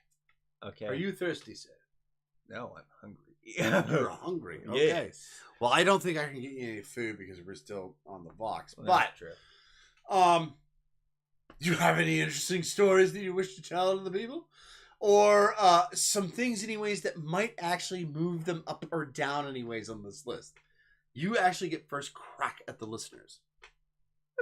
I'll give you the Vox messages. Okay. Good luck. Give it to the person who is horrible at improv, but Yes. So, in my opinion, when it comes to the C, Perturabo, I don't know much about him nearly as much as the others. I would have actually probably moved him down to D because he really... I mean, the fact that he hates chaos, even though he's a traitor, and instead of his legion going along with mutations and stuff and rather having it chopped off and replaced with the mechanical, I respect that. When it comes to the lion, I really... I'd either leave him as is or maybe move him up to B. No, I'd probably leave him as is just because his character is kind of flat. It isn't bad, but it isn't great either. I really do not know much about Left Huron. Definitely not as much as Zeckthar, because Zeckthar did, the whole Tyrant of Dabab series. Sly Marbo. Gosh. We're gonna end up with Sly Marbo at the top. You know that, right? And I don't really want him to be there. Why not? Okay, well, we're going to be talking about the middle. What did I miss? C for Turbo. The C is silent. Oh, we got a new person, Gator. How's it going, Gator? Did you say hi? No. Oh. When did they pop up? We popped it about there. Oh. Okay, so we're going to be talking about, anyways, the mid-range guys. So we can go C or B on this one. So we got Perturbo, Sanguinius, L. Johnson, Ferris, Corax, Magnus, Dorn, and Luft Horon. Or we can move them down to D. Oh, yeah, that's a good point. We could We actually move shift them down up to D. or down or leave as. Yeah, so we can move them up one, move down, or yeah, exactly. So let's start, anyways, to the first one. Perturbo. Like I told them, when it comes, I like the fact that they don't like chaos. Mm-hmm. In fact, to the point that they would rather chop off a mutation and replace it with a the Iron Warriors. Yeah. Iron within, iron without. Oh, I love that. I love that slogan though. And the fact that I like the fact that he was great as siege warfare. On the negative side, I think we keep him as he is a wuss when it comes to him and talking about Dorn and his viewpoint and him, you know. Turbo is a genius. The problem is that he knows he is anyways, and therefore, and nobody else does. So he just whines constantly. That is the biggest problem with him. And to top that, he's just like, I'm just as good as Dorn. It's like, not when it comes Speaking to of Dorn, building. anyways, if it was up to me anyways, I would put both Perturbo and Dorn in C. Okay. I put him right down the middle. Yeah. Well, I mean, because Dorn's got a lot of great qualities, but at the same time, anyways, he's like the exact opposite, anyways, of a whiner. He's the guy that keeps telling everybody, anyways, how great he is. I'm good at my job. I'm just good at it. I'm just good at it. But Even he isn't like the... Fulgrim, where he's just like, I'm the best. Yeah, you need to do that. He's kind of, well, the weird part about Dorn is he's like, see how great I am anyways, is this strategic or strategy tactician, you know, kind of thing, or general. That's the word I'm looking for, general. Yeah. And his people underneath him anyways are like, we're dying in drags, but we're still there. You know, it's like, and we're still doing who our cares? job. It's like, well, can you do it a little bit better so not nearly just get killed? Okay, so I would recommend we push down Ferris to D. Okay, so your reasoning being his lack of He was so character. upset he lost his head. Okay. Did you get that right? Yes, Okay. yes, I got that. In more ways than one. See you later, Gator. But yeah, I would. It's because he doesn't. A lot of cases when it comes to some of these characters, it's harder to give an aspect because of the fact there isn't a lot on them. Ferris Mass is one of those characters that there isn't a massive amount on. And the stuff that there is, anyways, it's in a particular part in history. Yes. Like the Drop Site Massacre. Or in comparison to other cases where they talk about it's like, yeah, he gave this knife to this person. Or the he gave the mace to Lorgar. Or I like I said, I would probably put him down lower. I mean, and don't get me wrong, anyways. If we did this anyways in a different concept, like who would you rather hang out with? I'd probably put Ferris Manus towards the top. It seems like he got along with everybody fairly well. Yeah. Well, most people fairly well. But that's not what we're talking about. We're talking about our favorites, and quite frankly... Until you seriously slight them, and then it's just like, you must die! I'll throw all tactics out the window. And I go, dang it, and I hit a button, and he blows up. But, I mean, I would say anyways, yeah, Ferris just doesn't interest me enough anyways to put him above a D. Okay. All right. Korax. I'm gonna piss people off on this one. I put him on a D too, but Yeah. what would you do? I would actually probably put him there too. Oh, good. So I'm gonna shift the blame anyways over to you. Why would you put him on a D, Yuksen? Because he's kind of like, he is silent. He doesn't. He's intelligent in his field. Okay, cool. And that's about it. That's what we'll give him. And the fact that he has this doggedness that he will eventually get Lorgar. Pretty much that's my viewpoint on him. Some of the people that followed him are awesome. I mean, there's one of them that actually sniped a Primarch and got away with it.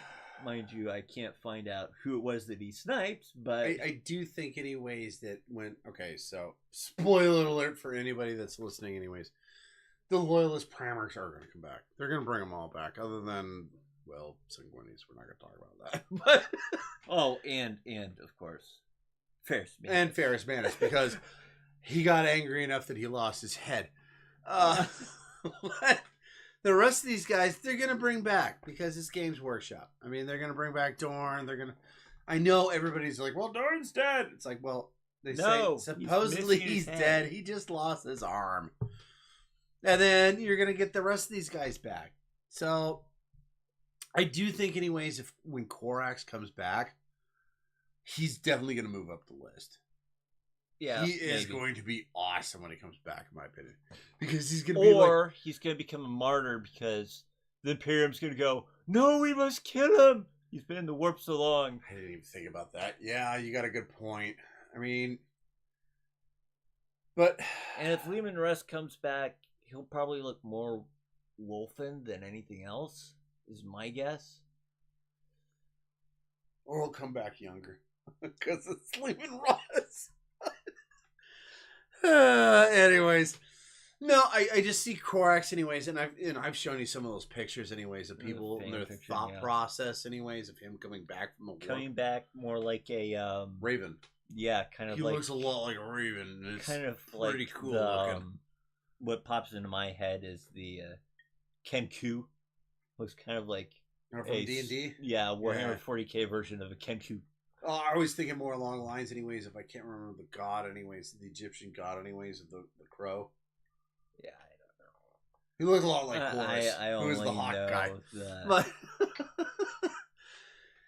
anyways, yeah, and don't get me wrong. One of my favorite stories of all time, anyways, in Warhammer 40k is what happens after the drop site massacre. Yeah, or the Raven's Flight. Which technically it's called the Raven's Flight, but yeah. I called it the Raven War because that's what you call the Vox that you talk about it, I believe. So real quick anyways, so let's see anyways what our listeners are saying. Yeah. They're still making fun of me anyways about how I say Perturbo. But followed by Richard anyways saying anyways, Dorn, see how great a masochist I am. So he's probably thinking anyways we should have put him on D, but we're okay with that. Andarchy said Ferris is truly the unknown soldier, so he kind of agrees with us. Andarchy says also Dorn brought self-harm back to the future. Richard mentions I blame the Black Library not thinking the books would get popular and then killing him off so soon and then still not expanding his past after the fact. I assume the person's talking about Ferris Manus when it comes to that. Well, by that point, we were also talking about Rogel Dorn, so it might have been one of the two. I'm assuming Ferris Manus because they do leave that open to, yeah, they found his hand, but nothing else. Well okay. No, that's Rogel Dorn. Yeah, I know. Okay. That's what I'm saying. Okay. In comparison. Well, Ferris Manus, anyways, as you know, Trazine actually has one of his clones in his museum. So, in fact, he could come back. He could come back. Yeah. They definitely could make another model for him. This says, after that anyways, Richard says, like, even his own Primarch book doesn't even talk or have his own perspective. Of who? I'm like you said, anyways. I It's assume either it's Dorn or Ferrus it's Manus. Ferrus Manus. And Darky says, Korax, you're right at D, and he's one of my favorites just because I want him to get Lorgar. I think we can all agree on that. We really want him to kill Lorgar. Yeah. Followed by him saying, anyways, they're bringing them all act like cheesy 80s soap operas. Yeah. Yeah. And then Korax is your average My Chemical Romance enjoyer. I like that. What? Think the goth kid in the back of the room. Okay. My Chemical Romance. It's a band. Oh. Anyways. So, but we do have to move some of these guys. So, What about Luft Huron? Or Luft? Luft or Luft? Luft. Luft. Okay, me personally, I put him in B. Okay. Before or after he went to Chaos? After he goes to Chaos, anyways, I'd drop him all the way down to F just simply because. Well, no, his character becomes uninteresting at that point. He is just Ashanti. You know, he's a pirate. But before that, anyways, just the concept of him, anyways, literally pleading to the Lords of Terra, like, just give me some troops. I can take care of this. Please help me. And every time, anyways, he sent emissary, they wouldn't even let him finish. They were just like, no, we don't have enough money. Because they're, Yeah. counting the rolls, anyways. I've counted stacks it. of credits. I've had enough time that I can actually count it. There isn't enough so that I can't count up to it. I think there was actually a box of somebody, anyway. He's actually talking about this, and you can hear the chinking of money in the background. It's But like- eventually, Horon, anyways, he just goes, you know what? Fine, I'm done. I'm done dealing with you guys, anyways. I'll figure this out myself. And then he does, and then the Imperium gets really pissed off about it because he does the one thing that he never should have done. He stopped paying taxes. And then they went, how dare you, sir? And then they sent literally the entire Imperium after him. And he held them off for quite some time, which is fairly impressive. But on the negative side, he becomes... By the time he's done, yeah, he becomes a Chaos Space Pirate. And that was actually something, anyways, that I thought that they should have done a little bit more on, anyways, on the 13th Black Crusade.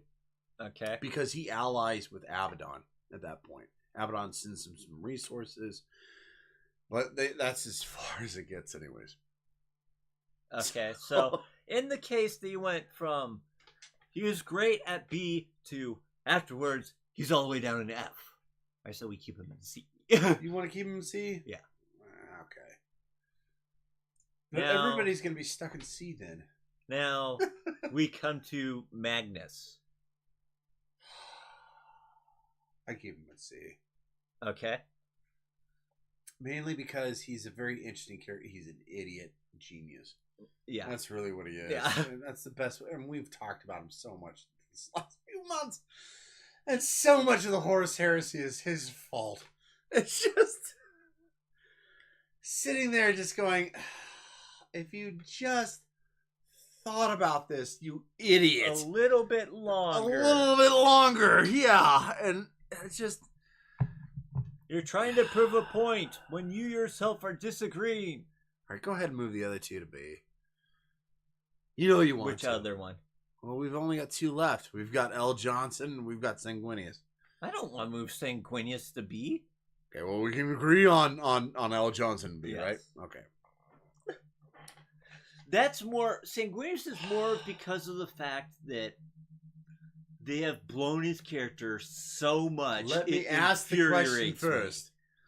Why on earth are we not moving Sanguinius to B, brother? me.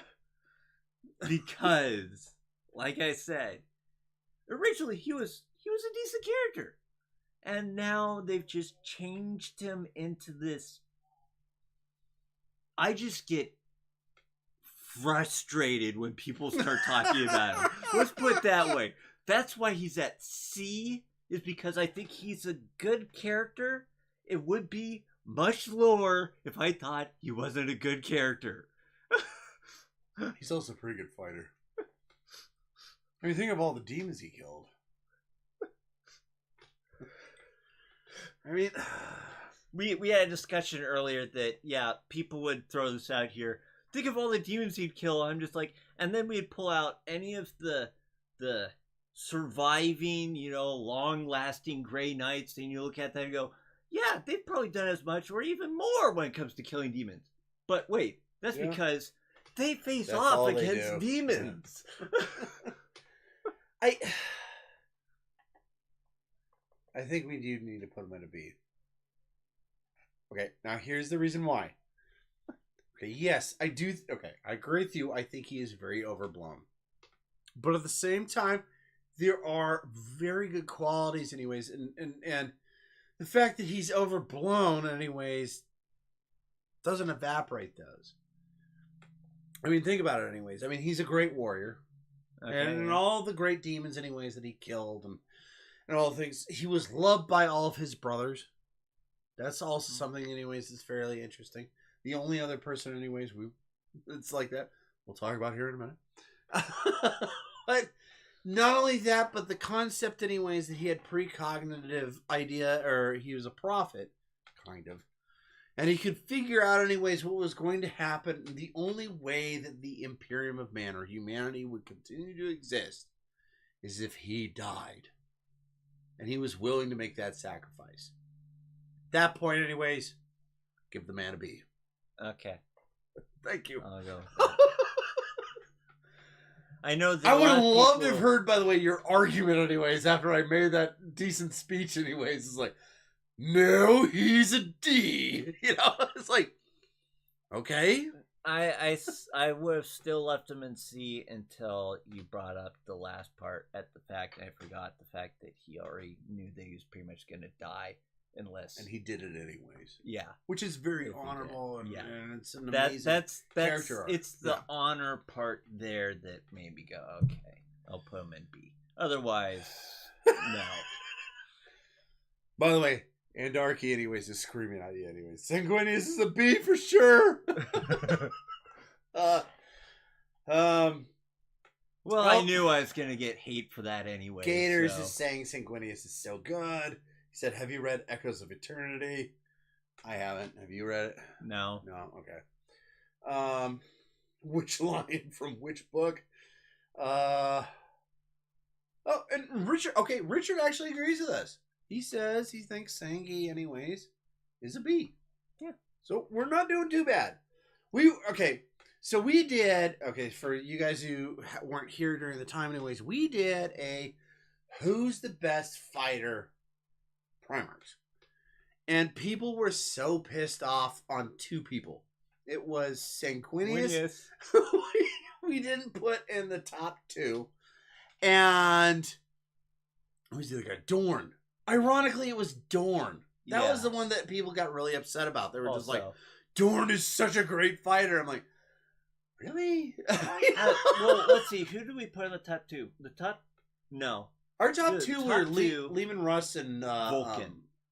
Well, I said Vulcan. No, it was the Lion. It was the Lion and Vulcan. We changed it to 3. We ended up eventually changing it to 3 because we went, because we didn't know what to do with Vulcan. Because you couldn't kill him.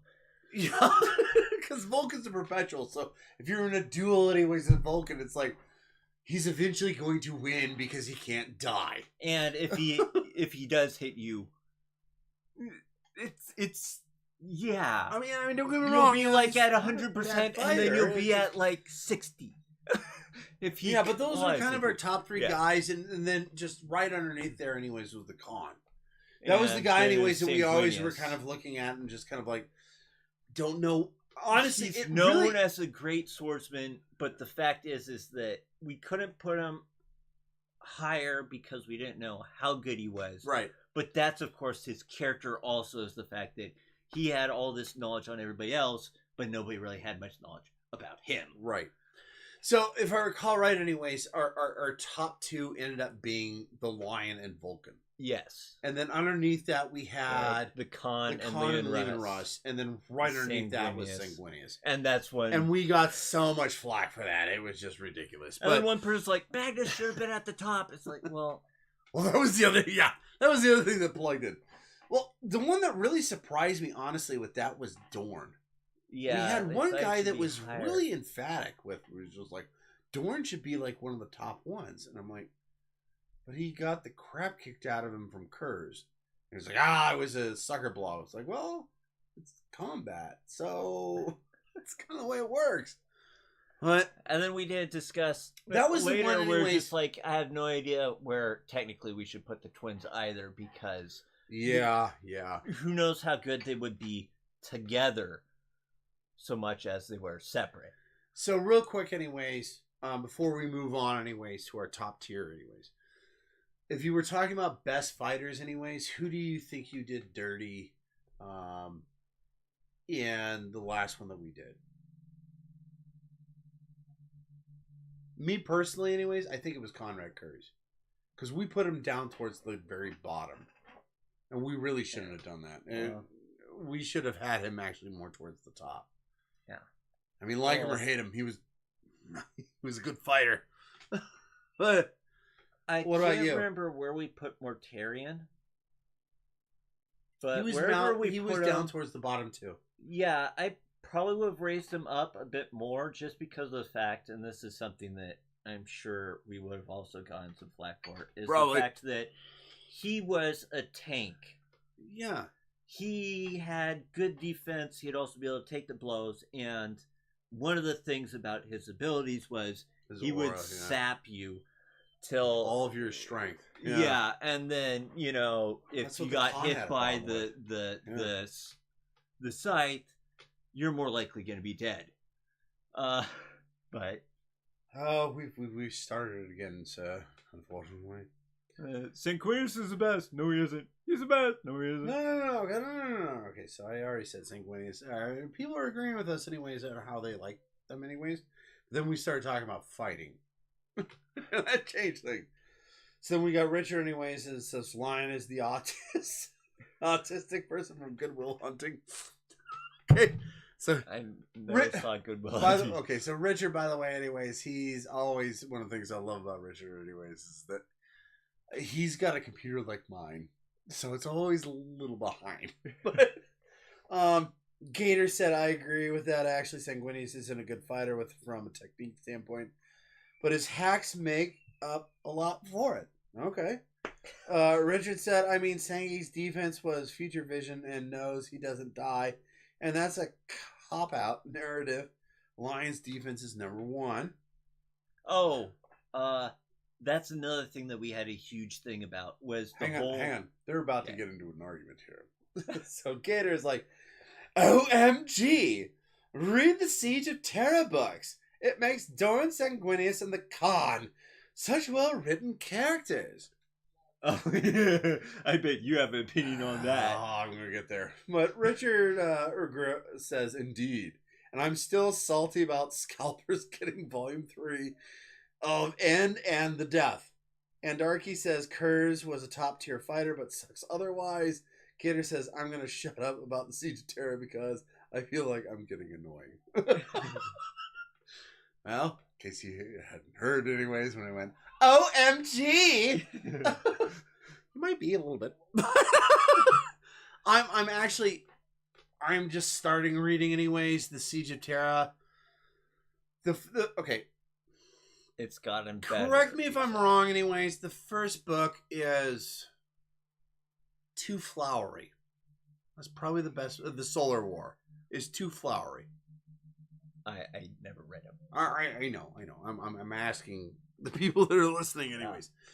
And the reason why I say that anyways is like literally you have like one or two important things on each page, but we have to give this Shakespearean accent anyway, or concept of what is going on. It's like, and then the darkness descended upon Pluto, and then the horrible viruses of the corrupt individuals. You know, it's stuff that you don't really need. That's when my autistic side would kick in and just say, why can't you just say, the evil guys showed up and they did the thing and the other thing? Maybe add in a couple the bad guys were really good in this area, but still. I am guessing though the Solar or the Siege of Terra, anyways. It is, if I recall right, $7, and I'm still struggling to get through the first one because of this. Anyways, I keep actually falling asleep reading it. But the rest of the books, anyways, they're all written by different authors. Okay, so yeah. I'm assuming, anyways, they do get better, and you have different aspects of it. The thing in the Solar Wars, anyways, the one time, anyways, and I really was falling asleep, and then the Khan shows up, and I'm like, oh, great. It's the Khan. Yes, I love this guy.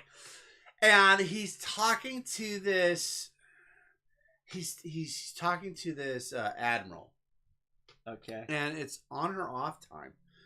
And she's just enamored that he's there, which, you know, it makes sense. It's the Primarch. Right, yeah. And it's the Khan. And it's the Khan. I do the same thing. It's like, oh, the Khan, you know.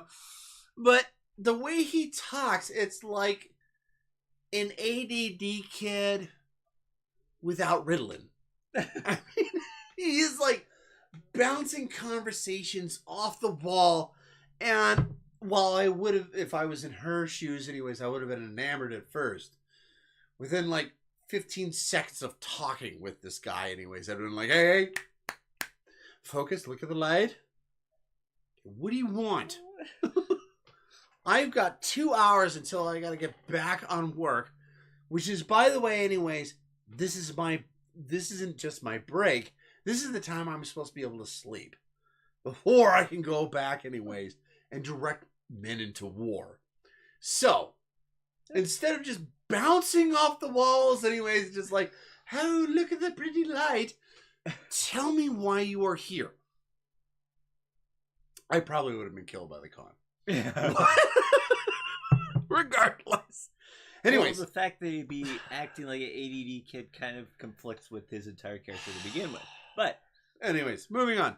We do have the next guys anyways that we got to move on to. So first off anyways, we obviously are, we're going to go ahead and move the first guy anyways, Marvel there. We're going to move him up to Az. I'm not moving him up to Az. We're moving him up to Az. Okay, we'll get back to him. Can we at least move back? Can we move Russ up to Az? Yeah. Okay. I know some people For those will of you, disagree. Go ahead. Some people will disagree. Part of one of the reasons why I think people don't like him is because, and I hate this with a lot of the books that were written, since they were written in hindsight, they're just like, okay, we have to match this book so it fits in between these two events. So they have to go from, this guy's really good to, okay, this bad thing has to happen. You're talking about the burning of Prospero. So, how are we going to go from here to here? Well, we're going to make him all of a sudden go from an awesome person to, he made these horrible decisions. Yeah. So, like, because we had to have this event happen, even though we built up this great character, now we have to screw it up. And so these people's actions go to be ridiculous counter to what they originally were. Personally, okay. Here's the reason why I like Russ. It's very simple. He's a Viking. We're Vikings. What do you say? The scourge of the sea. Yeah, I mean, he's a Viking. He's straight up anyways. And he's fairly honest about it. Yeah. That's the other thing. It's like, we're not going to hide our character from anything. Now, the one thing I also like, though, about him anyways, is that he uses his Viking persona to really change people's perspective on him. Right. Because people think, oh, he's a barbarian. He has no idea what he's doing anyways.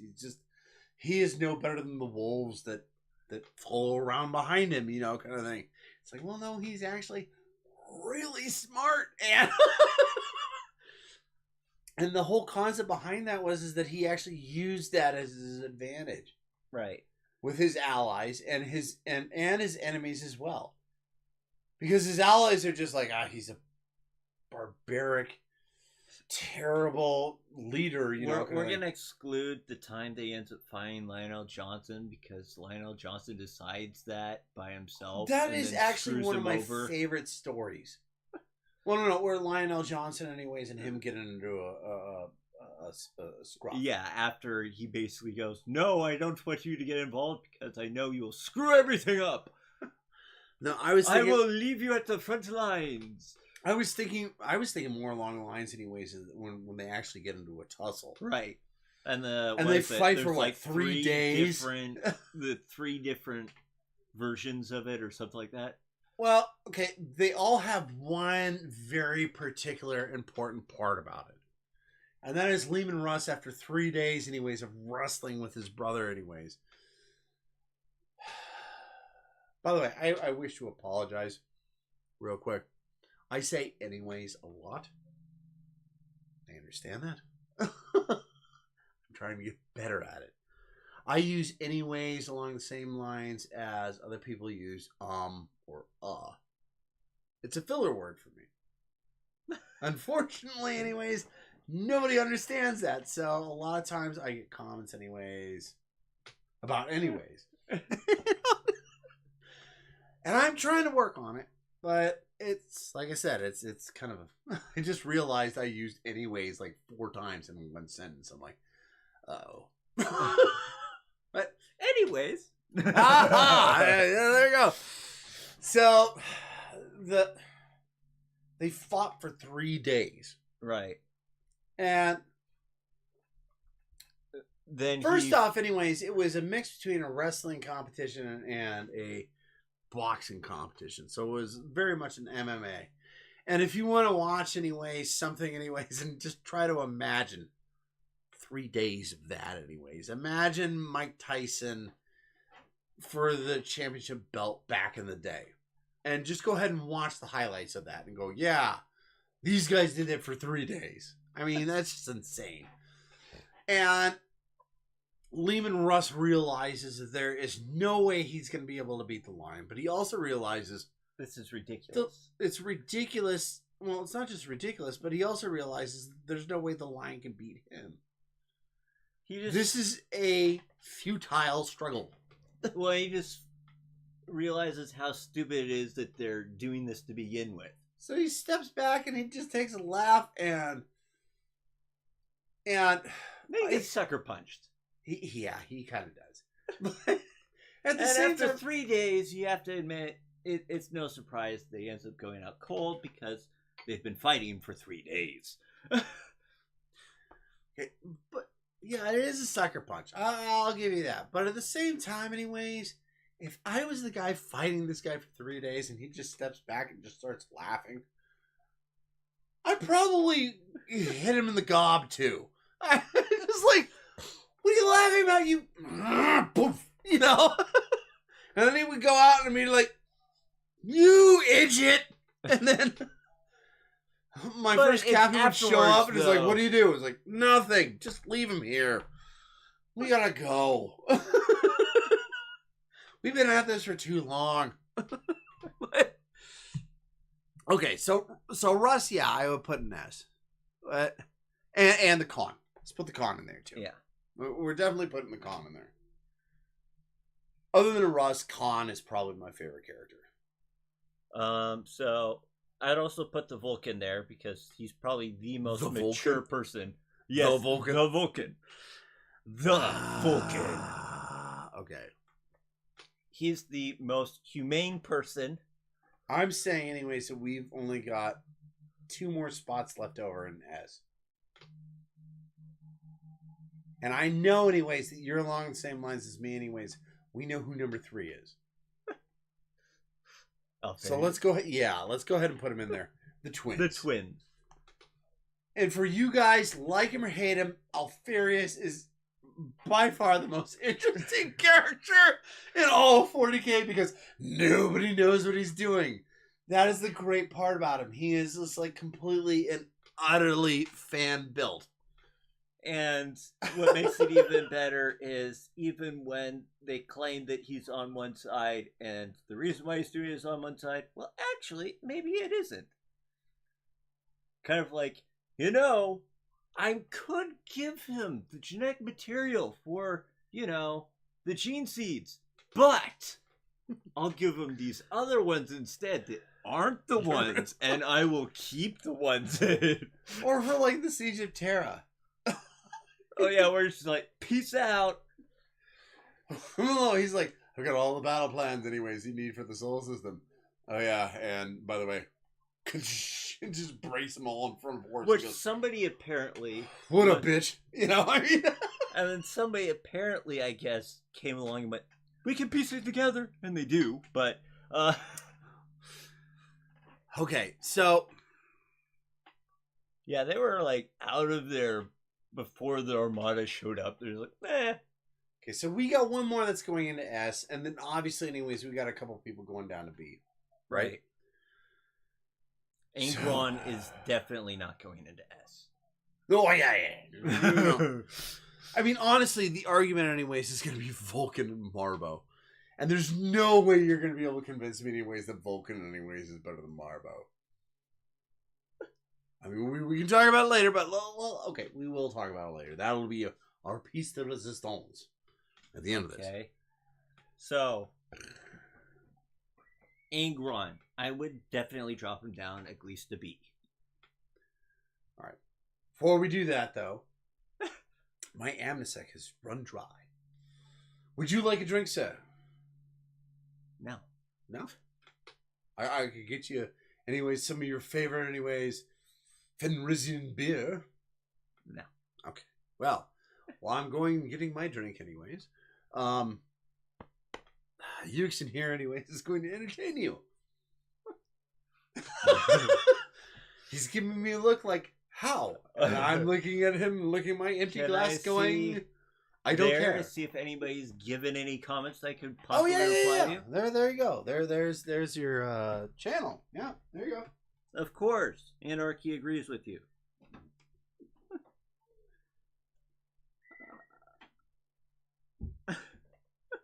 Well, Richard, I do agree with you that they didn't get enough screen time, though he does do things like, he does prevent Magnus from destroying the Golden Throne, so, that is something. He also banishes Magnus again, in the webway. It's more of the fact that he does stuff, but they don't give him enough because of the fact that he can't move around as much because he doesn't have his legion. Because of the fact that the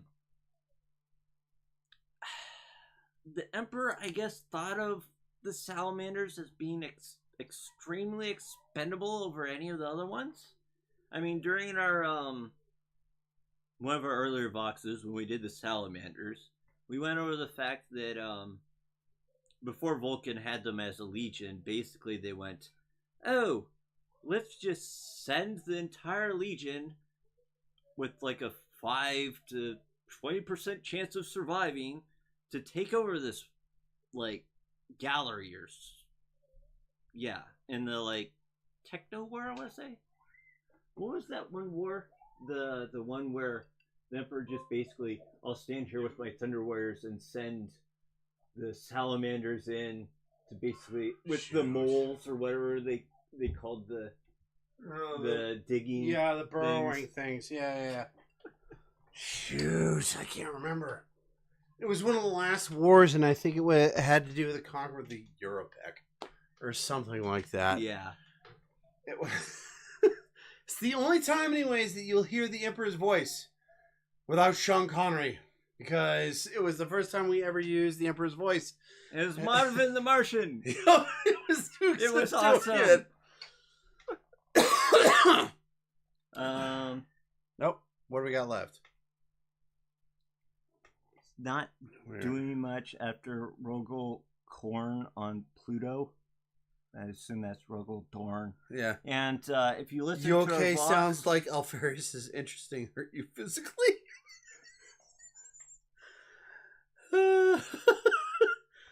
Vulcan prevented Magnus from destroying the throne. Is the reason why he is a B tier. If he and his legion didn't get massacred on Esvon, then would have gotten an S tier. That's actually not a bad thought An A process. or S.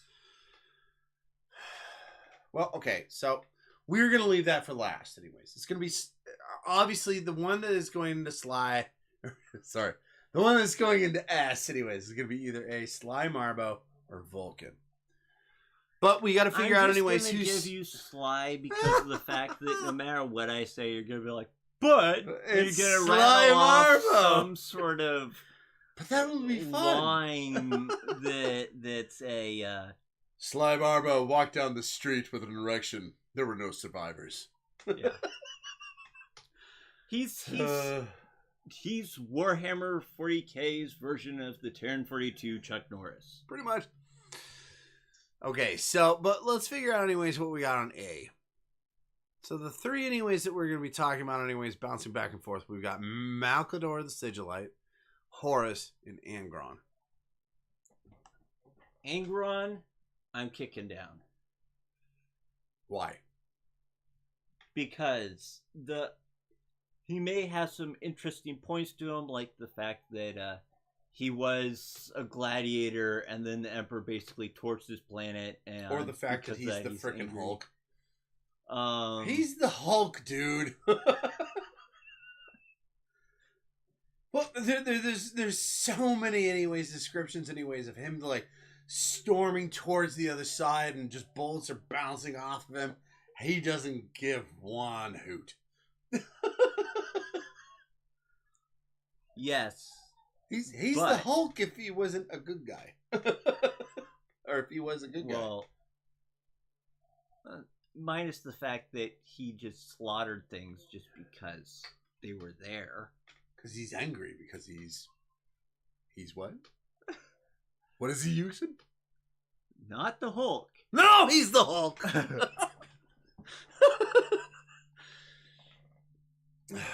I agree with you though. On these guys that are, left over anyways, I would probably put Angron in B along with Malcador the Sigillite. Okay. I can agree with that. You want to know why I said Malcador? Sure. Malcador is Merlin. Let's face it. That's who he is. Yeah. Except for he's Merlin who makes a lot of dumb decisions. I mean, now mind you, anyways, it's not his fault. He just didn't make the right decision. You have choice A or B. Figure it out. It's like, well, we'll go with B. I'm sorry, sir. You needed 15 tickets to live. You know? And they're dead. So, I don't think it's a good spot for him, though, because he is... And he's definitely higher than the Emperor, in my opinion, because he's a better father to all the Primarchs than the Emperor ever was.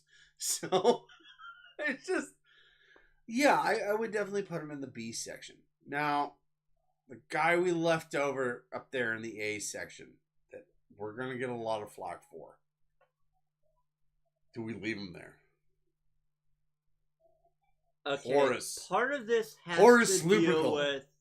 Part of this has to deal with if you're taking it from the aspect of before, after, or including both parts of when he goes psycho. Right. So if you use the whole thing, I like that Andarchia. It's angry Ron.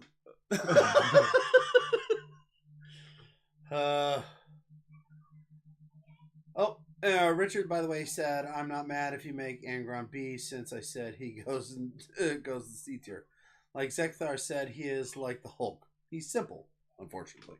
And then he also said, anyways, Malcador is Imp's personal echo chamber because in the short story the game is set, Imp said he's essentially for keeping his feet to the fire, and I'm like, bro, Mal is your fucking yes man. Pardon my French. But that's what you wrote, Richard. I think we keep Horus at A. Okay. I might even say anyways that we put him in the S category. No. Go. Why not?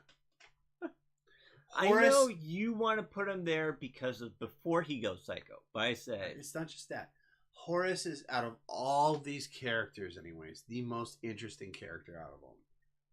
he is the guy, anyways, that says, "I don't always drink beer, but when I do, I drink Dos Equis. Stay thirsty, my friends." That is Horace. Okay. He is the most interesting man in the world. Seriously. I disagree. Oh, really? I name me one person other than this, anyways, that's more interesting. I may see him as interesting, but just because the person's interesting doesn't mean that you like him. That I like him. It's kind of like Conrad the Curse. Yeah, he's really interesting, but he's a psycho. And schizophrenic. And by the way, that fight scene between Sanguinius and Kurz is BS. Let's just put that there. Well, yeah. It's the only time neither of them took it seriously. Only time that Sanguinius has his 5-second premonitions. You know, I can see 5 seconds into the future. All of a sudden. And he's fighting somebody else anyways with premonitions anyways. He goes, yeah, me too. It's just like... And then the rest of the time, all of his premonitions are well, they both kind of took it as a joke. It was more of a, that way they could have a conversation. It was really bizarre. But all the other references to... Okay, can you agree at least anyways that Horace should stay at least in the A category? Okay, I'll give you A. But not S. Definitely not S. I mean, he is probably the most interesting person that's in this list. Not only that, but on top of that, anyways, before he turned to chaos, okay, will you agree with me on this anyways? Before he turned to chaos, anyways, you put him in the S category. I am not sure about that. But you'd think more about it, right? Yeah, I'd think more about it. Yeah. I mean, and even afterwards, anyways, honestly, it gets to the point where he becomes loco. That's where I'm just kind of like, kind of thing. Which is actually a very far apart from when he turns traitor. So, yeah. I mean, it's not until he gets to Molech, where he really goes off the deep end. So it's to me, anyways, the thing that I really enjoyed about it is the concept of a great leader. All of a sudden, anyways, feeling very betrayed by his father, so then he moves against him, and then he uses very tactical and very smart responses against that. To me, anyways, that is very interesting. And quite frankly, yeah, I would definitely put him in A. So now we've got one less guy we got to move. Sly Marbo or Vulcan? Like I said, I'll put Sly Marble in S because I know no matter how long I talk about it. Well, that means Vulcan's got to go down to B. No, he doesn't. Yes, he does. No, he doesn't. Okay, prove to me why he needs to be an A. And why Sly Marbo, anyways, is going S. It can't just be, because you're just going to argue anyways. Sly Marbo needs to go in S. Convince me why Sly Marbo shouldn't go in S. I just find him as, he's the ultimate fighter. Like, okay, what else do you have about him? He's the ultimate fighter. Sly Marbo is more than a fighter. He is a force. He's I think it was Hermes actually who was mentioning this anyways about quarterbacks. He's just like, he gets into a situation anyways, and he's no longer anyways just a fighter. He's a force. He is a concept of how things are supposed to be in combat. And that's one of the things I love about Marvel. Not just simply anyways he was based off of Sylvester Stallone, Rambo, and whatnot anyways. But, I mean, the thing that The thing I really... Then you're laughing about that yourself. Well, no, I wasn't laughing about it. It was the thing I love because I was thinking of another one of them jokes, anyways. But as you know, anyways, for encouragement, Rabute Gilliman has a picture of Sly Marbo. But it's just the concept of he's no longer a man at this point. He is a force. He is a spirit of what the Empire is. That, to me, anyways, is what makes Sly Marbo interesting. okay. Now, Vulcan, on the other hand, don't get me wrong, Vulcan is pretty cool. I like Vulcan. Yeah. Well, especially because Vulcan is the only nice guy in the entire galaxy. I mean, he is Michael Clark Duncan. That is who Vulcan is, and he is great.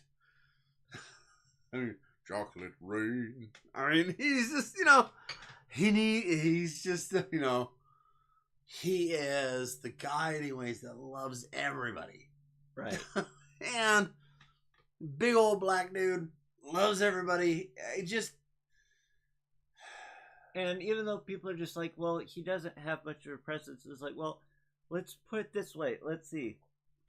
I mean, he doesn't get much action. Well, almost every single time after the drop site massacre, let's see, what other battles did he have to suffer through before getting to Terra? Mm-hmm. Well, they had that whole thing at the Battle of Nocturne, so his own planet got attacked by the Death Guard. And then he took 3 people with him to try to make it to Terra. And he does make it there before Magnus is able to destroy the throne and He's also the guy. he took the time. Okay, Korvac shot him in the head, which knocked him off the cliff. He dropped down anyways. By the time he was falling down anyways, his brain was coming back into his head. And when he hit the ground, he just literally just got up and started climbing the cliff. Yeah. I mean, don't get me wrong. The guy is a beast. And he is a friendly giant. But at the same time, anyways, he's not a force. There's a difference. I thought we were talking about why he should not be dropped down to B at this point. He is on B. Oh no, he's on C. An A. He's an A. Okay. Well, honestly, anyways, the way to me, anyways, it's too simple, anyways, to not dropping down to B. I don't think the guy too much. Yeah. And well, what I was trying to get at is my point when it came to the fact that he went to Terra was the fact that he felt to the point that he had to go to Terra even if he was only taking 3 people with him. All right, so real quick, anyways, before we hang up the phone, we'll talk a little bit more, anyways, about these guys. But okay, go ahead and move these guys around, anyways. Sly Marbo's going up the S. Vulcan's staying where he is. We do want to hear at least, so that I can respond to this, anyways. I want to hear some Sly Marbos. Okay, start doing them. I haven't read any of them, actually. Oh, okay. Well, I'm assuming, anyways, the people that have been listening to us, anyways, know at least a couple of them. And I figure we could end this Vox with that. So, my personal favorite is there's a skyscraper being built, right? And this guy's sitting having his lunch anyways, and he's on the beams. And this guy comes up, and he's just kind of sitting there, and he kind of looks over. He goes, "Hey, how's it going?" He goes, eating lunch. It's like, "Yeah, it's going okay." And the guy's like, "All right, well, have a nice day." And then he jumps off the building. He goes all the way down anyways, and you hear this crack as it hits the cement. Or ceramite, or whatever it is. They call it anyways in 40K. And the guy's just like freaking out. And he's like, wow, that guy just literally just committed suicide. What are we going to do? Well, you continues eating his lunch. And not 5 minutes go by, all of a sudden he looks over and the same dude is sitting there anyways, and he's just like, hey, how's it going? And he goes, it's going. And he goes like, okay, later. He jumps off the building. Okay, at that point I'd be going, what's wrong with this person? He jumps off once. Why is he back up here? It wouldn't be like, he survived. That would have been your first my question. My second thought in my head would be, why did he jump down? Okay, that would be the second thought. The first thought would have been, how did he survive, right? So the third time, anyways, I mean, he's sitting there, he's still eating a sandwich. He's done with it. He closes his lunch cap up. Anyways, he goes to go back to work, and all of a sudden, this guy keeps coming back. And he's like, at this point, anyways, he's along the same lines as you are. He's like, okay, hang on a second. What the hell? You keep jumping off here anyways. We see you crack into the ground. We see it. And then you come back. What's going on? Do it again. Yeah. And this guy looks at her and he goes, well, the thing is that if you aim right there anyways and you do this as you're going down, and when I say that anyways, is like clap your hands and put a triangle over your head. As you go down anyways, when you hit the concrete right there, because it's not really concrete. This is this weird thing anyways that they built this planet out of.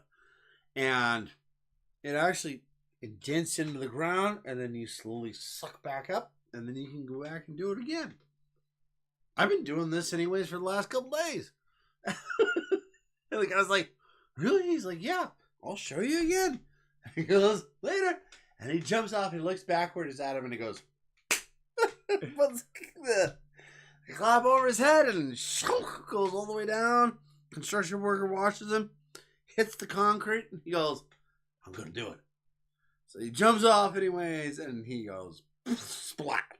And on the other side of the building anyways, there's two construction workers, and one of them elbows the other guy anyways. He goes, Marvel's got to stop fucking with people anyways in the other building. It's a little bit longer joke, but yeah. Give people time. Now let's see here. We got nothing. Huh. Well, if you guys got Sly Marbo jokes, go ahead and put them in the comments. Until then, anyways, first off, anyways, we've been doing this for a year. Thank you. Thank you for listening. Yes. Thank you. And until next time. This is Yuksen. And Zeckthar. Signing off. Don't forget the shop. Talk to you guys.